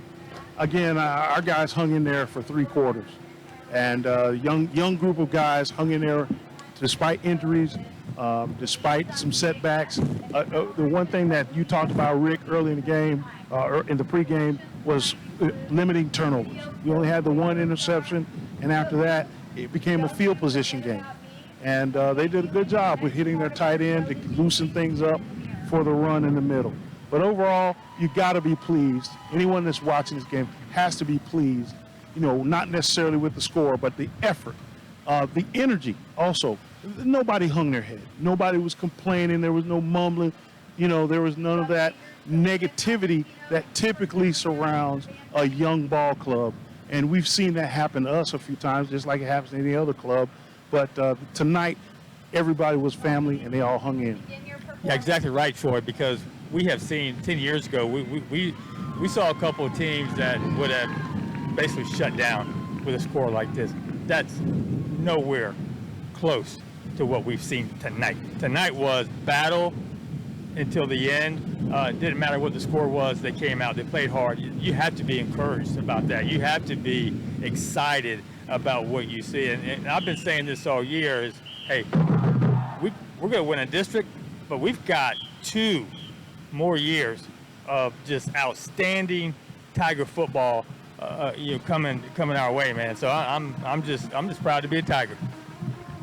Yeah, I'm excited again for them as they head into district play. We go to Leonard High School, which is outside of Ruskin. Matt Kitchie, a former Southeast player, Newberry College. He knows us well. Then we got homecoming with East Bay. Should be all right there, but then it's going to come down to going to Bloomingdale, which we've been there with the 300-piece band, and it's going to be exciting these next months because this is what it all boils down to. It's time to win that district. No doubt. And Rick, I'm going to wrap it up here. The tip of the game came to me from Seth Hoopengard. A camera guy comes in here, and he's talking about Cleve Benson's going to come in here in the Wild Tiger offense, and probably the best throw of the night comes from the 5'4", 165-pound Cleve Benson with a strike to Timmons in the game. And very impressive what we saw out of Cleve Benson. So as we wrap it up here, tonight's final score from Powell Davis Stadium in Venice, Florida. The Venice Indians 42 and the Palmetto Tigers 10. Be sure to join us next Friday, October 1st, as your Palmetto Tigers travel to Ruskin, Florida to face the Leonard Longhorns.